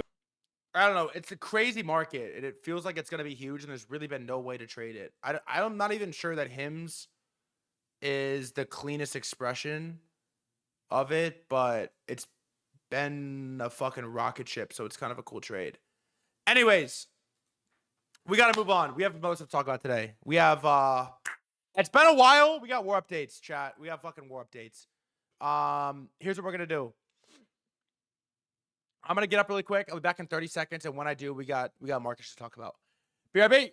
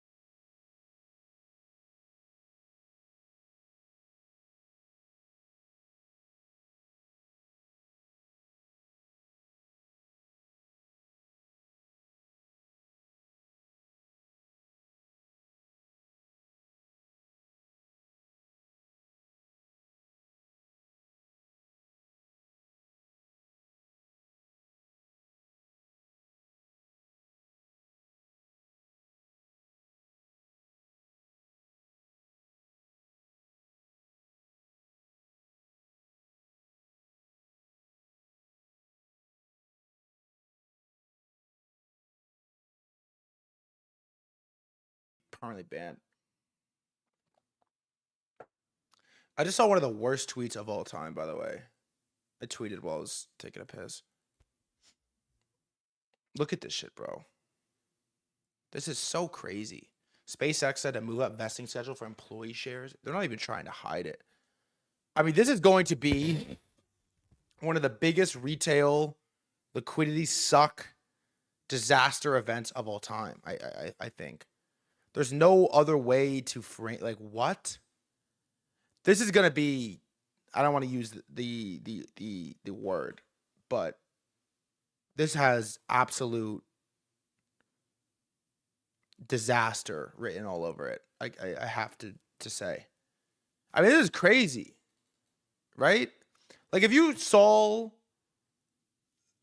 a crypto project do this, you'd be like, what the fuck? What do you mean? It's like, okay, you're going to IPO at biggest IPO of all time. It's your second token. And then you're going to change the rules of the NASDAQ to dump as much tokens as humanly possible on day one. It's a crazy transition. I'm just pre-firing it. Maybe this is like an obvious take and everybody has the same take, but I'm avoiding this thing at all costs. On TGE or on IPO. Let's see if there's any like good tweets about it. That's a crazy take, bro. I think Phaja just tweeted about it. Let me see. Such a crazy, yeah, he did. So it'd be the biggest exit liquidity dumping event in history. In history. Could just short an IPO day. Yeah, but like it's a scary one to short. You know what I mean? It's a scary one to trade. It's just gonna be one that I don't trade at all. That's a tough one to trade, really. Who's in your tired of dog shit FIP list? It's Wash. I don't use it anymore. Okay, there's a couple more updates, but nothing crazy. Trump did a speech today, and he said, one, he is of the belief that we've had a fairly successful negotiation and would extend the truce if necessary. And then I guess the bigger news was that Netanyahu, Israel, and Lebanon agreed to a 10-day ceasefire. Which, what is that exactly? We don't have the best history here with ceasefires playing through 10 days. But it was enough for the market to, I mean, continue this move, which is great. Ignore that. Ignore that. It was enough for the market to continue this move. And I mean, this is the thing about this V, I think that is alarming, is that it isn't. It was a staircase down, elevator up V. It was like leg down, chop, chop, chop, chop, leg down, chop, chop, chop, chop, and then rip it back. It wasn't, usually you see the V after a just wipe out on the downside, right? Like that's when you get the V, always. Then you get the V, they call it a V recovery because it's a fucking V. This was like a very weird move. I also agree with you. I think people did get distracted by metals and AI and this other shit. But it's been kind of a crazy move back. And there's, we'll come to this in a second. There's only 12 stocks right now at 52-week high, which is nuts. And so the whole move has happened. Like the reason it feels like such a quiet, what's good, Luke? It's such a quiet move is that nothing's at highs at all. It's like semis. That's it. Nothing's at highs at all. So we're going to talk about the stock market in a minute. Before we do, I have a segment for... Oh, also Trump tweeted this, which is nuts. Made this announcement. He thinks oil prices should be double what they are right now. You put the target in the air, you know what happens every single time. You put the target in the air, you know what happens every single time. Every single fucking time. You put the target out there, people are going to chase it. Every single time. So I want to cover this real quick because I am in New York. I ran for Zohran Mamdani, tax the rich. Happy tax day, New York. We are taxing the rich. It's pretty brutal. I do live in New York, as you know, and I just got taxed very heavily. When I ran for mayor, I said I was going to tax the rich. Which, by the way, is like such a, like, pick a new line. Tax the rich. It's a Democrat. Pick a new line. Everyone's been dragging this tax the rich thing nonstop for, like, pick something new. When I ran for mayor, I said I was going to tax the rich. Well, today... Oh, God, it's just like, I don't even know if I can watch it, bro. It just, like, pisses me off. I don't even know if I can fucking watch it. When I ran for mayor, I said I was going to tax the rich. Well, today, we're taxing the rich. I'm thrilled to announce we've secured a pied-à-terre tax, the first in New York's history. This is an annual fee on luxury properties worth more than $5 million. By the way, every house in New York is worth more than $5 million. What are you buying in Manhattan that is not $5 million? Seriously, everything is $5 million in New York. Whose owners do not live full-time in the city. Like for this penthouse, which hedge fund CEO Ken Griffin bought for $238 million.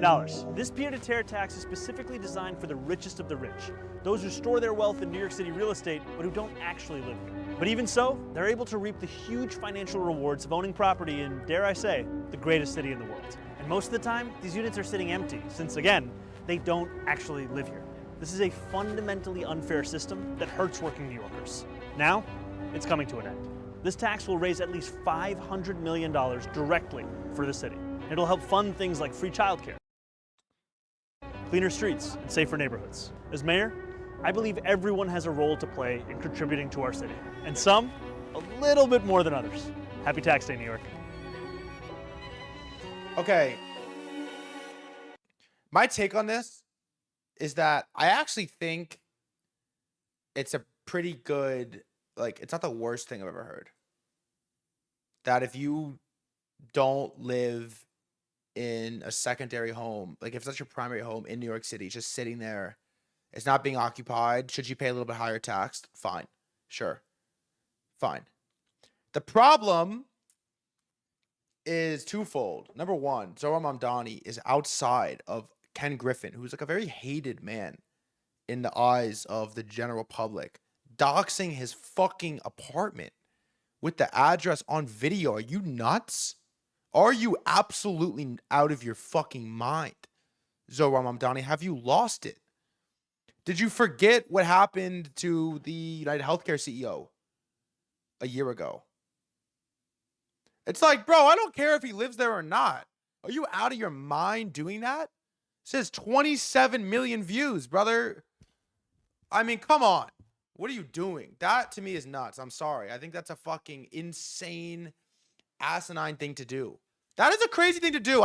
Bro, you cannot do that to like rich, powerful people. That is a crazy thing to do. It's also apparently this is 2 blocks from where the United Healthcare CEO got shot. I think this talks about it right here. Yeah, what makes it even more disgusting is that Luigi shot United Healthcare CEO a block away from where Mamdani is standing. That to me is crazy. Because, bro, we're in a total, like, tax the rich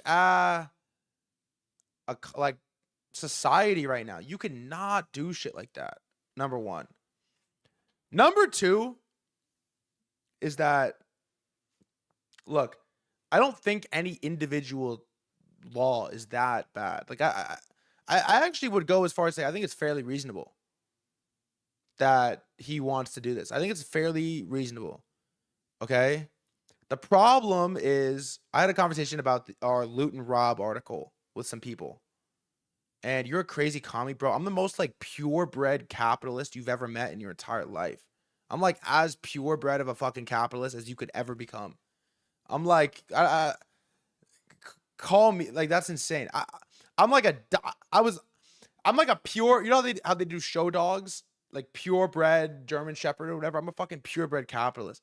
Okay? But this is what I'm gonna say about this is that it's not that any individual law at the end of the world is gonna like make or break. I know I did just pay taxes. Yeah, what am I supposed to do? But I had a conversation this weekend about a 4 a.m. really drunk convo about Loot and Rob. Okay? And it was kind of like a scary convo because the outcome of this is like, all right, if you accept that we live in a world of extreme polars, what direction does Loot and Rob play out? And it's like it probably goes both sides of the extreme. And both sides of the extreme are like, one, the left side, which is AOC wins, and we just go full-blown socialist. Or the other side is that Trump admin just gets extreme. They do not want to get out. They either use this war or some other proxy to like expand and add to his term. And it just goes full-blown crime cycle. And the actual reality is probably somewhere in the middle. But if you really think about it, like if we subscribe everything that we think about absolutes, it's going that way. It's not coming this way. It's going that way, right? We're going farther away from middle ground than not. And so it feels like you either full crime it or you go full socialist. And the thing that scares me about the Mamdani, New York situation is that it doesn't feel like we're that far away from Mamdani knocking on Ken Griffin's door being like, give it up. The house is mine now. It starts as a tax. It starts as a property tax, and then you raise property taxes, and then you tax vacant homes, then you tax higher on vacant homes, then you tax higher on capital gains, then you tax higher on private investments, then you tax, then you start to threaten an unrealized capital gain tax, And then before you know it, they just show up and they say, it's mine. Top of the glass. It's mine. Give it. It's mine. And you're fucking stuck in New York and you're fried and there's nothing you could do because all of these states are completely bankrupt. This is new information to me, by the way. All of these states are bankrupt. None of them have any money except for like New York and California, like maybe, but they spent it all on a fucking railway that doesn't exist. And they're held together by how many billionaires in New York keep this thing afloat? Nothing. There's like none of them. There's like a very small percentage. And they're all leaving as fast as humanly possible. And so how does theory work when the world's run by the market? It's like, well, you either go full-blown market crime or you go full-blown the other direction. And so it had me, and to J-Led's question, no, the only thing I talk about is markets. I'm completely fried. My brain is all I talk about. And it had me like a little bit scary. So I in this convo, I'm asking the people I'm talking with, how do you hedge against either direction? And they look me dead in the eye and they're like, get a second passport. I'm like, oh. I don't want to do that. I don't want to leave the US at all. I don't want to leave the US. I'd like to stay on the East Coast. I really would. And so it's not going to happen like that, or it will take a lot more time to play out, but you could sort of see what direction it's going. It's going extremes. And we're just whipsawing the pendulum back and forth. So I'm not a doomer at all. I'm a perpetual optimist, but we are sort of going to be stuck, it feels like, admin-wise, in a crime cycle or a socialist cycle, and it's hard to really go middle ground, right? Maybe until Nick Fuentes is president. TJ, what the hell made you move to New York? I moved to New York because I'm a finance person. I'm a trader. I'm a markets guy, and you got to just get as close to the source as humanly possible. And so the source is just New York. It just is. You think Biden was extreme? Not really. Not yet, but it feels like everyone gets more extreme or pushes to get more extreme in its respective direction. And so, this to me is like not individually the end of the world. And I don't know. It's not the craziest thing I've ever heard on the scale of nuts political ideals, but the direction that it's going is crazy. Call me nuts. I cannot believe he put Ken Griffin's address in front of 30 million people. I don't care if people already knew he lived there. Like, it's like local speak. Like, oh, DJ Khaled owns that, waterfront house on like the celebrity tour. But to tweet it is crazy. To tweet it is insane, brother. And so you just leave. That's what happens. You say, fuck this. I'll never come back. Fuck it. I'll leave. And then you're out. And you're gone. You lose everybody. Look at California. Everybody left California. Everybody left California. Because what the fuck would you stay in California? Doesn't matter how beautiful it is. It's like they're completely lost it. They already have all these people. Everyone's going to Florida, bro. Palantir just moved to Florida. Didn't Palantir just move to Florida? Yeah, look. As of February 26th, Palantir Technologies officially moved its corporate headquarters from Denver. They were in Denver, to be fair. To Florida, citing a preference for the pro-business environment and lower taxes. Florida, when I'm done with New York, I'll go to Florida, probably. Florida is just going to become the place, if it's not already. Who here lives in Florida? I live in South Jersey. Dallas is the modern-day Wall Street. Interesting. That's where I'm going to end up, probably, is Florida. Citadel HQ is in Brickell. The problem with Florida is that it's in Florida. Yeah, that is the problem with Florida, unfortunately. It is very... If Florida was anywhere other than Florida, we'd probably do it. But all things considered, man, it's not that bad. It really is not that bad. Just go to PR. Absolutely not. I'm going to... At some point here before long, I'm going to be... Florida and Wyoming or some shit is what I'm going to be doing. That's where I'll be. You get a crazy high rise for the best part for pennies. Married in Wyoming. I'm trying to find my wife. I don't think crashing out on stream every day is helping, but the best thing is to revoke citizenship to buy a Trump gold card. How much is the gold card? Is that like a permanent citizenship? $1 million. That's not that bad, really. That's not that bad at all. To live in the US?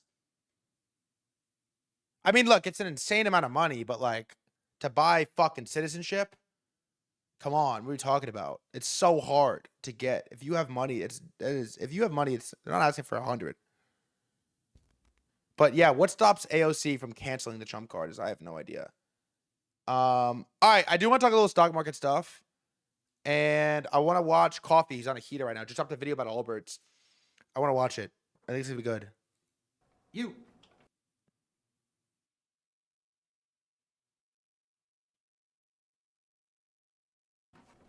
Come on, we're starting an AI company, bro. Just come into this back alley here. Come on. Come give me your money. That is honestly how it feels looking at articles like this. Allbirds is a shoe company that just announced they're switching and pivoting to AI, and their stock jumped 600%. This is just reported by The Verge. Guys, what are you doing? What are you thinking? I just want to grab some of you and go, why would you invest in this? What is the big idea? When you have the... Stake here, by the way, that nobody's investing in this. They're trading it. Nobody's investing in this. There's no investment happening. Stock market go up for long enough for a while. We just hit new all-time highs after a dip in Iran. We have this like two-tier economy that's really just like a lot of people feeling like the recession, most people getting crushed by inflation, getting crushed by stagnant wages. And then on the other hand, you have the stock market, which just seems to rip no matter what, basically. And I think this has led to an air of complacency. I mean, you have a famous quote from Warren Buffett that you only find out who's swimming naked when the tide goes out. The idea is that when you have a bull market... Do you think Coffee's actually a doomer, or he's just good at it, and it gets a lot of views? Long enough, when things are going well in the stock market for long enough, investors just lose their discipline. They lose an ability to see just like basic, obvious, stupid investments. I mean, I just want to be clear. Allbirds, the shoe company, is now pivoting to Newbird AI, and they're using their initial capital from selling their old assets to acquire high-performance GPU assets. Their long-term vision is to become a fully integrated GPU as a service and AI native cloud solutions provider. I can't believe this is real, though. This is like he is very good at it. This is so ridiculous that this is real. Whenever it tops, whenever it does top, we will look back and say that, yeah, it was obvious. What this honestly reminds me of is when Radio Shack became a crypto company. That's mentioned here in this article, but do y'all remember that when all of a sudden they pivoted to, we have a failing business, we're going to pivot. Like that's a common thing to try to get, shareholder interest. And we also have Atrioc. We did see that. He says it's different this time and points out that people have been doing this since the dot-com bubble. People have obviously been doing this with blockchain forever. And it's like, how often does this work? Like on investors, like it usually does not go well for good reason. You can't just go from specializing in wool shoes to specializing in AI. It's like if I told you suddenly I was pivoting into heart surgery because that's a popular field. But this is a larger trend of insanity that I wanted to talk about because I just put a story out about Stretch, a stock offering 11.5% yield on your money. They're making claims that they're like a money market, things like that. Well, now we have a competitor of that, Strive, has increased their annual dividend to 13%. So I'm just going to say, if anything ever happens with Strive, I was early. Jeff Walton did come on the stream. I was early to sniff in that one a little like, I don't know. So you could have Stretch, which pays you 11.5%, or you can go to the guy down the street. He's going to pay you even more. And backing that, hilariously, part of it is Stretch, which pays you 11.5%. So backing the stock that is paying you 13.5% in dividends is a stock that's paying 11.5%. Something tells me that math doesn't add up. So you're supposed to get 13%. Part of the collateral backing that is a stock that's paying them 11.5%. And who's posting this again? Well, it's Jeff Walton. Who's Jeff Walton? The Chief Risk Officer at Strive. You know what? Whatever. If you were there, guys, you remember. This is our Chief Risk Officer. I'm getting concerned, right? How high can the yield go, right? Why stop at 13%? Let's offer 15%, 20%, 30%. I mean, what are we doing here? Or you could be like Eric McNeil. He offers 5 to 10% in monthly passive income. I mean, those other guys were talking yearly. This guy's monthly, all to attract people investing. Now, what's funny about Eric McNeil is this screams, unsustainable. I don't want to say the P word, okay, but it's screaming problems, right? Here's the guy right here, obviously the emblem of trust himself, right? standing in the pink suit with the helicopter, but I DM'd him. And I wanted to talk to him about it. Now, note my DM, it's very diplomatic. I do not use any kind of aggressive language here. I just say, hi, Eric, I'm looking into your fund. Can we speak? I would like to interview you or ask some questions regarding your offer. Okay? And you can see Eric McNeil on Instagram. But now, when I go to that same page, I have been blocked. I have been preemptively blocked by a guy I wanted to talk to. Do you understand that? How insane that is? I just asked, hey, can we speak? And the guy blocks me. I was not blocked prior to this. So he's offering 5 to 10%. Coffee's, I don't even say a word. I just go... And all of a sudden, hey, it disappears, right? The guy disappears. I can't find him anymore. So I just want to note that we are in a very unusual time. It's definitely not unprecedented. People often get a little crazy and honestly stupid with their money when their stocks have been going up forever. People just lose their mind. But I just want to point it out because, you know, people are excited. They say, hey, new all-time highs, you know, can't possibly go wrong. I'm going to put my money here, there. You're going to offer me 15%, 18%, 10% a month, right? But I think it's all a symbol of a larger market that's just completely, the wheels have fallen off in the regulator sense. This is a funny tweet I saw from FanDuel. They're a gambling company whose CEO, Amy Howe, told a Semaphore event that federally regulated prediction markets on sports gives us an opportunity to safely reach consumers where sports betting is illegal. I mean, this is what I'm talking about. Like, there are no rules anymore. You can just offer whatever you want, right? Hey, sports betting is illegal here. Hey, what are we going to do? Here's a safe way to do it. We're calling it prediction markets, baby. We can safely reach these young men. We can sell them on the same product, but just we rename it to prediction markets. It's no longer sports betting. It's predicting the sports. So this is just the ridiculous financial markets that we're in right now. You have gambling companies getting around laws by just renaming what they're doing. You have people offering, you know, 5 to 10% a month and blocking me when I just knock on their door. And you've got people backing a 13% dividend with an 11.5% dividend. And maybe in that world, a sneaker company trying to pivot to AI. I thought this was crazy. This backing 13% by backing it with it wrapping 11%. I thought that was nuts when he came on stream. I'm like, what the fuck are you talking about? I called him Stretch too. I think was the quote. Blocking me when I just knock on their door. And you've got people backing a 13% dividend. This is nuts, for the record. The Stretch 2 is nuts. It's not supposed to be a thing. An 11.5% dividend. And maybe in that world, a sneaker company trying to pivot to AI isn't so crazy. Actually, it is pretty crazy. I'm not even gonna lie. That is just insane. That's all insane. I'm losing my mind here. So yeah, come on back. If you want to invest, you know, just come back here. It's fine. Just keep going. You'll find it. Central banks. If it was. Yeah. Yo, did you guys snap out of the simping arc on your own? Who am I simping for? Can I ask a serious question? Yeah, go ahead. Yeah. There is, I mean, I don't know. There's some weird stuff. I think the reason the market feels weird is this, though. This is the main reason I think the market feels weird. Dude, come on, man. This is the fucking, you could come in here and you fucking troll. I'm trying to, thank you, man. It's like, what the fuck, dude? You fuck. Yesterday, all-time high occurred with only 2.4% of S&P 500 stocks making a 52-week high. Out of 792 days where the index made a 52-week high since 1998, this is the fewest number of stocks participating. The fewest, bro. It's just a couple names. That's it. It's a couple names across the board here.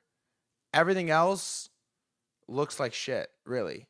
I don't know about shit, but everything else is like, I'm kind of ready to puke. And so there's a tweet here I like as well, which is like, we haven't talked about oil for what feels like forever. It's really been like 2 days. But quietly, there was a decent little move that happened today in oil. And this is the post that came out. And he says, and I like this post. I don't think, yeah, like a lot of the pumps are like, oh, we're laying off 10,000 people. Pump. We're pivoting to AI. Pump. Like a lot of the pumps are like not really quality. I don't think it's really inaccurate to say that the actual impact of the Hormuz shock is so unfathomably large and too incomprehensible to price in that the market has essentially given up on trying to project it. Besant's obvious call wall above $100 does not help. And so I put this in a pit today, like a voice note where I was like, I kind of like this take.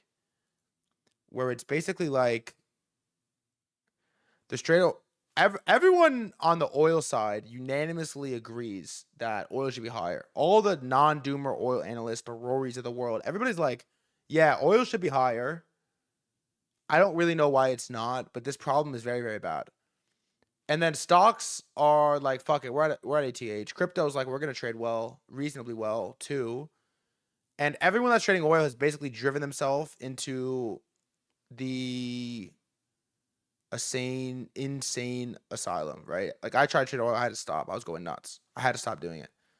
And so I don't know what's going to happen with that. It feels like a non-zero chance that we get bit in the ass with oil down the line here. How it's going to play out, I don't know.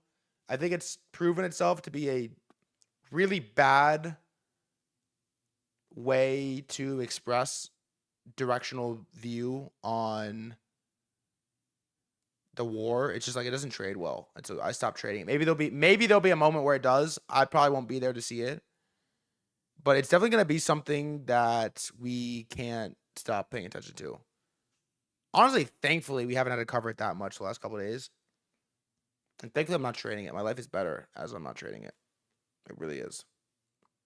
But, I don't know. Does anyone have an oil trade on either direction? I've been on it for a while, since that last situation. It says every time before he trades it, I know, bro. I'm never fucking trading oil again. I know. I had to stop, bro. This is the take here. I'll pass on people being the president. I know. This is the take on it. We drew down less on Liberation Day in a situation where there are multiple parties and not just DJT, where the issue isn't resolved and had a much more aggressive snapback, breaking multi-decade records in some cases. Just got to sit back and admire it. You really kind of do have to sit here and just admire. Wow. How did they pull this off? How did they pull this off? Is nuts. After how long of this round, like this rounded little top thing from this to breaking below here took like half a year, and then you just snap this. Is so crazy. Look at this. This thing took half a year, and then you just snap it. How? Calvin wellness check. Should we? This is not something you usually want to look at.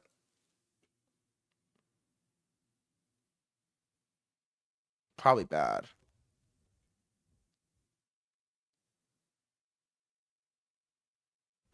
Lies, filthy lies. Don't be a panicking. Believe in our supreme leader, Trump, and trust the plan. I mean, he's losing it.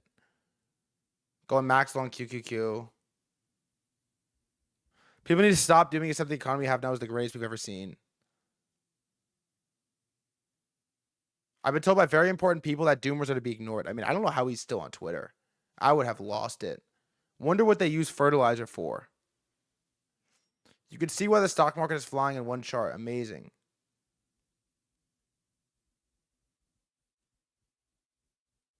This is false. Besson has a food printer.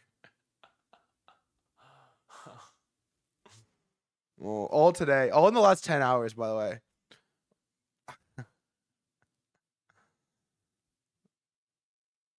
Fertilizer going vertical. Maybe it matters, or maybe we'll just eat digital food. No inflation, though.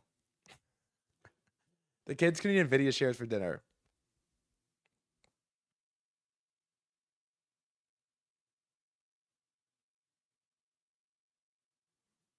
To every single American that supports Israel, you are a disgraceful traitor and you will burn in hell for taking part in genocide. Don't worry, guys. The war is over. Everything is fine.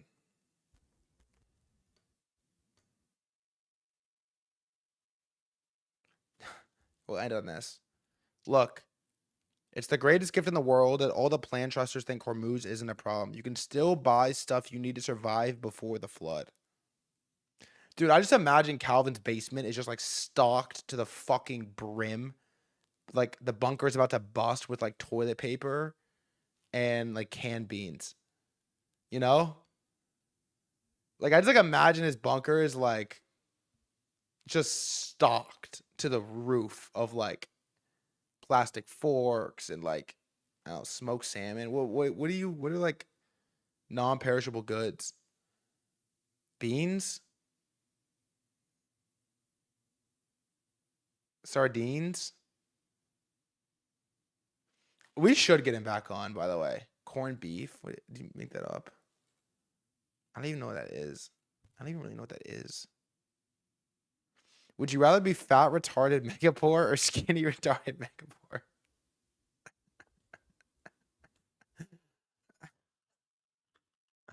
Corned beef. I don't even really know what this is. Corned beef or beef brisket that is salt cured and brine with pickling spices. Traditionally served with cabbage, potatoes, and carrots, especially for St. Patrick's Day. His physics is so bad you just don't want to listen to him. I don't know, man. Opus 4.7 dropped today, by the way, which is awesome. I hope it's incredible. I think the craziest take about Opus 4.7, I haven't tried it yet. I actually have not tried it yet. Has anyone here tried it? This is the best post. And so they post it and they compare it to Mythos. And Asib says, interesting that they're now showing these benchmarks side by side with Mythos to reinforce that you do not have access to the most intelligent model. I always wondered when we'd get here, but we now for the first time have entered the undemocratic era of AI. You are not important enough to have access to the greatest intelligence, and Anthropic wants you to know that. Yeah, they're just dangling the little carrot. Like, whatever you think is good, we have something better. Benchmarking against something that people cannot verify is insane. That is where we have gotten. And so we'll see. I don't know how long we have until Mythos is released upon the cattle. But low-key a mid-take because the average person has no need for anything more than Sonnet. Yes, true, but the people that we curate the stream for are not really like normal people. We don't do a lot of average people in this chat, you know? And so I agree with you. But I think for most of the people that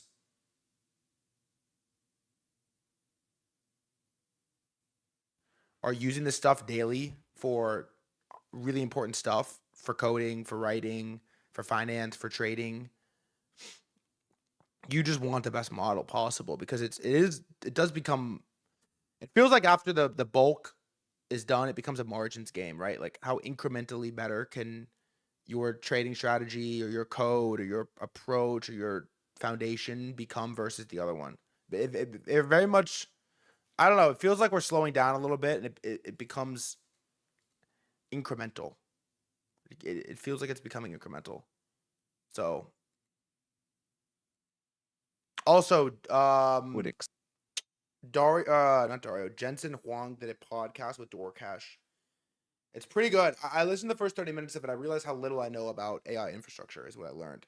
How little I know about AI infra.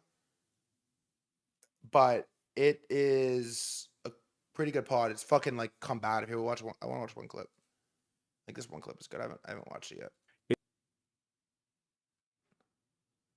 It's like Boeing bragging that we're selling North Korea nukes, but the missile casings are made by Boeing. And that's somehow enabling the U.S. technology stack. Like fundamentally, you're giving them this capability. Comparing AI to anything that you just mentioned is lunacy. But AI is similar to enriched uranium, right? And then it can have positive uses. It can have negative uses. We still don't want to send enriched uranium to other countries. Who's sending enriched? The analogy here is enriched uranium is because like it's a lousy analogy. It's an illogical analogy. But if that compute can run a model that can do zero-day exploits against all American software, how is that not a weapon? First of all, the way to solve that problem is to have dialogues with the researchers and dialogues with China and dialogues with other countries to make sure that people don't use technology in that way. That's a dialogue that has to happen. Okay, number one. Number two, we also need to make sure the United States is ahead. Everything that Vera Rubin, Blackwell is available in the United States in abundance. Mountains of it, obviously, our results would show it. Abundance, tons of it. The amount of computing we have is great. Body language we have amazing AI researchers here. It's great. We ought to stay ahead. However, we also have to recognize that AI is not just a model, that AI is a 5-layer cake, that AI industry matters across every single layer. And we want the United States to win at every single layer, including the chip layer. And conceding the entire market is not going to allow the United States to win the technology race long term in the chip layer, in the computing stack. That is just a fact. That was sick. Also, W interviewer, bro. That was a lit. To double down on that was fucking tough. Imagine Jensen looks at you and says, your analogy is fucking retarded. And he's like, no. It's not. Answer the question. And he rips it back. And then Jensen gives a sick answer. That's some real, like, that's the shit I think you live for. As a host. I didn't actually get to that part when I was watching the pod. That's the shit that you live for. I wonder what Jensen gets recognized when he takes off his leather jacket like Superman with his glasses. I didn't actually get to it, DNAP, the whole thing. But W fucking Dwarkash is low-key that guy. I cannot lie. Dwarkash is that fucking guy. Also, this is crazy. Tether is basically refunding the $150 million from Drift exploit. And I didn't have this take. I didn't really think about it. Tether really gave up $150 million shit on Circle. Absolute PR masterclass. I actually didn't think about this. They're not refunding it. What are they doing? What are they doing? Drift gets $150 million funding from Tether. It replaces Circle stablecoin with USDT after a massive thing. It will take 15 years to pay it back. Interesting. It's not for losses. It's just funding. Got it. Sorry. It should be for losses. But something I was thinking about is like, I never really actually paid attention to this, that almost all perps trading is done in USDC. All of it. All the popular pairs are USDC. My balance is in USDC. It's all done in USDC. I don't really exactly know why that is. But on-chain is just like USDC trading. Bro, study USDT on Binance. I never use Binance. Why is it USDT on Binance? Why is that? Why is it like not on Hyperliquid?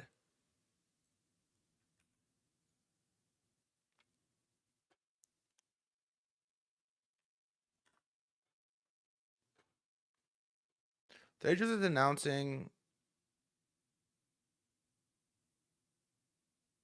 a collaboration with Tether and other partners, totaling up to $150 million support to our commitment to relaunch USDT at the center and a path to user recovery. These funds encompass $100 million revenue linked to credit network effects mostly. During the initial phase, it's intended to fund this dedicated user recovery pool.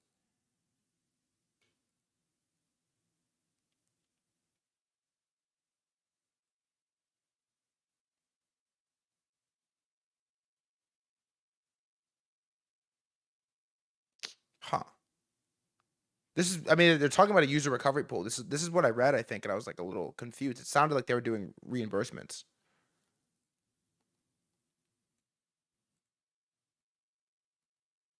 Drift, here you go.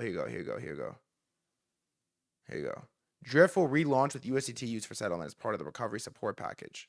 Tether proposes to extend the USDT support facilities to designated market makers to reinforce deep liquid markets from day one. The problem is, who the fuck would ever trade on Drift again? Ever. You can never trade there again. It would forever be like unserious. Oh my god. You cannot trade here anymore. It was just going down only. Who was trading there in the first place? Good fucking point. Touche.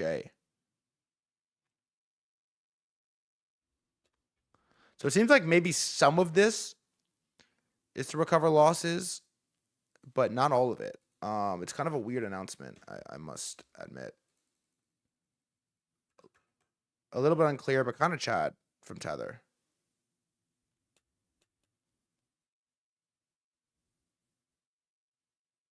Here you go. Top 20 traded stocks and options today. Tesla, Nvidia, AMD, Netflix. Apple, Netflix earnings. Microsoft, Intel, Amazon, MicroStrategy, Oracle, Palantir, Marathon Digital, the Bitcoin miner, HIMS, SoFi, Hood, Micron, Meta, TSM, Rocket Lab. Oh, we didn't look at Rocket Lab at GME. Has anyone logged Rocket Lab? He's a monster. Wow.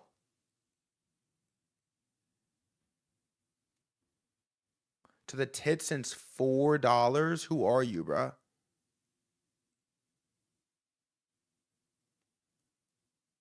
Since 4? Gee, it's a 20xer. Nice fucking trade. Also, somebody asked, can you do a chess stream? Tomorrow we have Hans coming on. I'm going to be honest, I don't know how to play chess. I kind of was thinking about this, by the way. For some reason, I've convinced myself that I'm going to really like chess and that we're going to start doing chess streams. I've really convinced myself that we're going to start. SpaceX IPO soon. I think within the next couple months.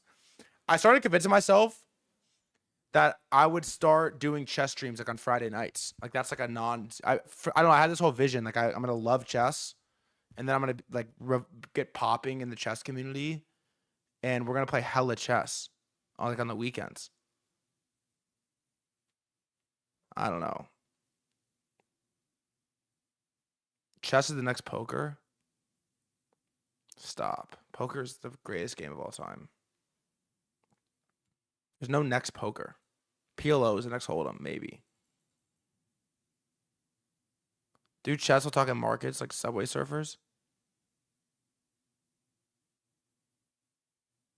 Yeah, so I have a chess. I also didn't tell anyone about that. So we might just start doing chess streams. I kind of just like thought of it like an hour ago while I was streaming. I'm thinking about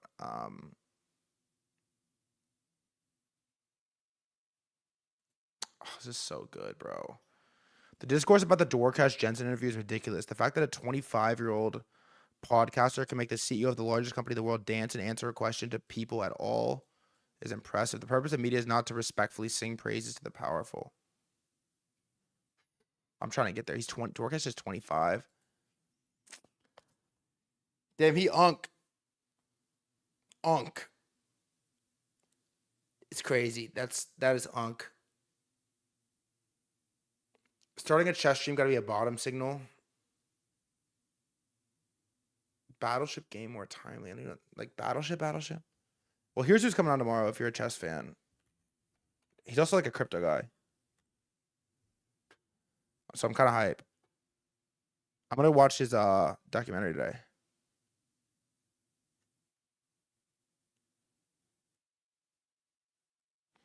So his net worth is higher than most chess players.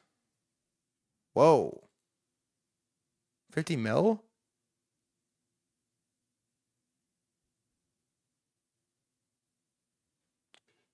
Jeez. No, I never watched his streams. Wait.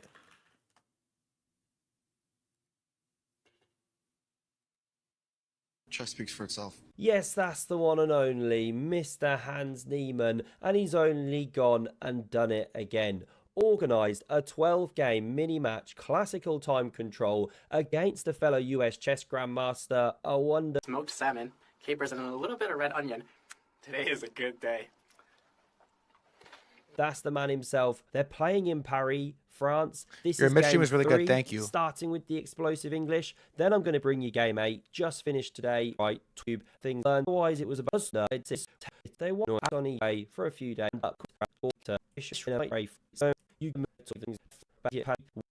Wow, it's just like pure chess coverage. How many views does this have? 18K views. Wow.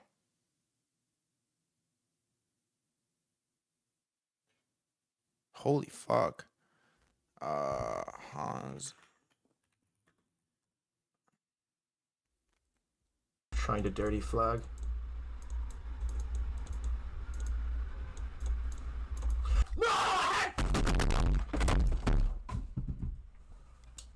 Richie made it look easy, but I mean, with 10-20 seconds, yeah, Rook takes b4 and resigns.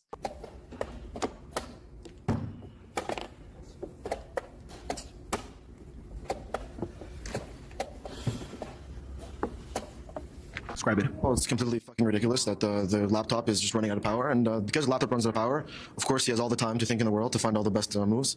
I didn't know he was banned for cheating. I knew he was banned.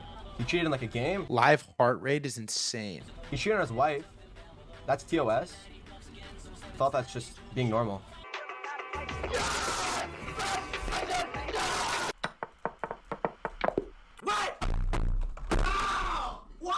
Queen h8, then he wants to go king c7. No, he takes bishop. And What? it's a big He's blunder. hanging. Rook into h4. Oh my god.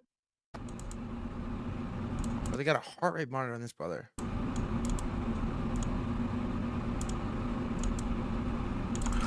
How? Oh, a4. Unbelievable. Oh, and look at Hans, the fist bump. Oh, he mouse slips. Oh, he mouse slips. Oh, his face. Fat, I'm hype. I'm hype. I think he's gonna be a Chad, bro. I think he's gonna be sick. I'm fucking hype. I think he's gonna be hype. All right, I gotta go. I got physical therapy.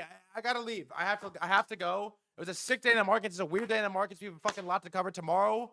We have Hans coming on. I know. He's coming on tomorrow, but we have an hour and a half before he comes on. So we'll do cow bubble tomorrow. We'll do a lot of stuff. I'm actually down to research the cow bubble. Send me info on it. Wait, this is my mental therapy. I love you. I fucking love you guys. I love that you love the streams.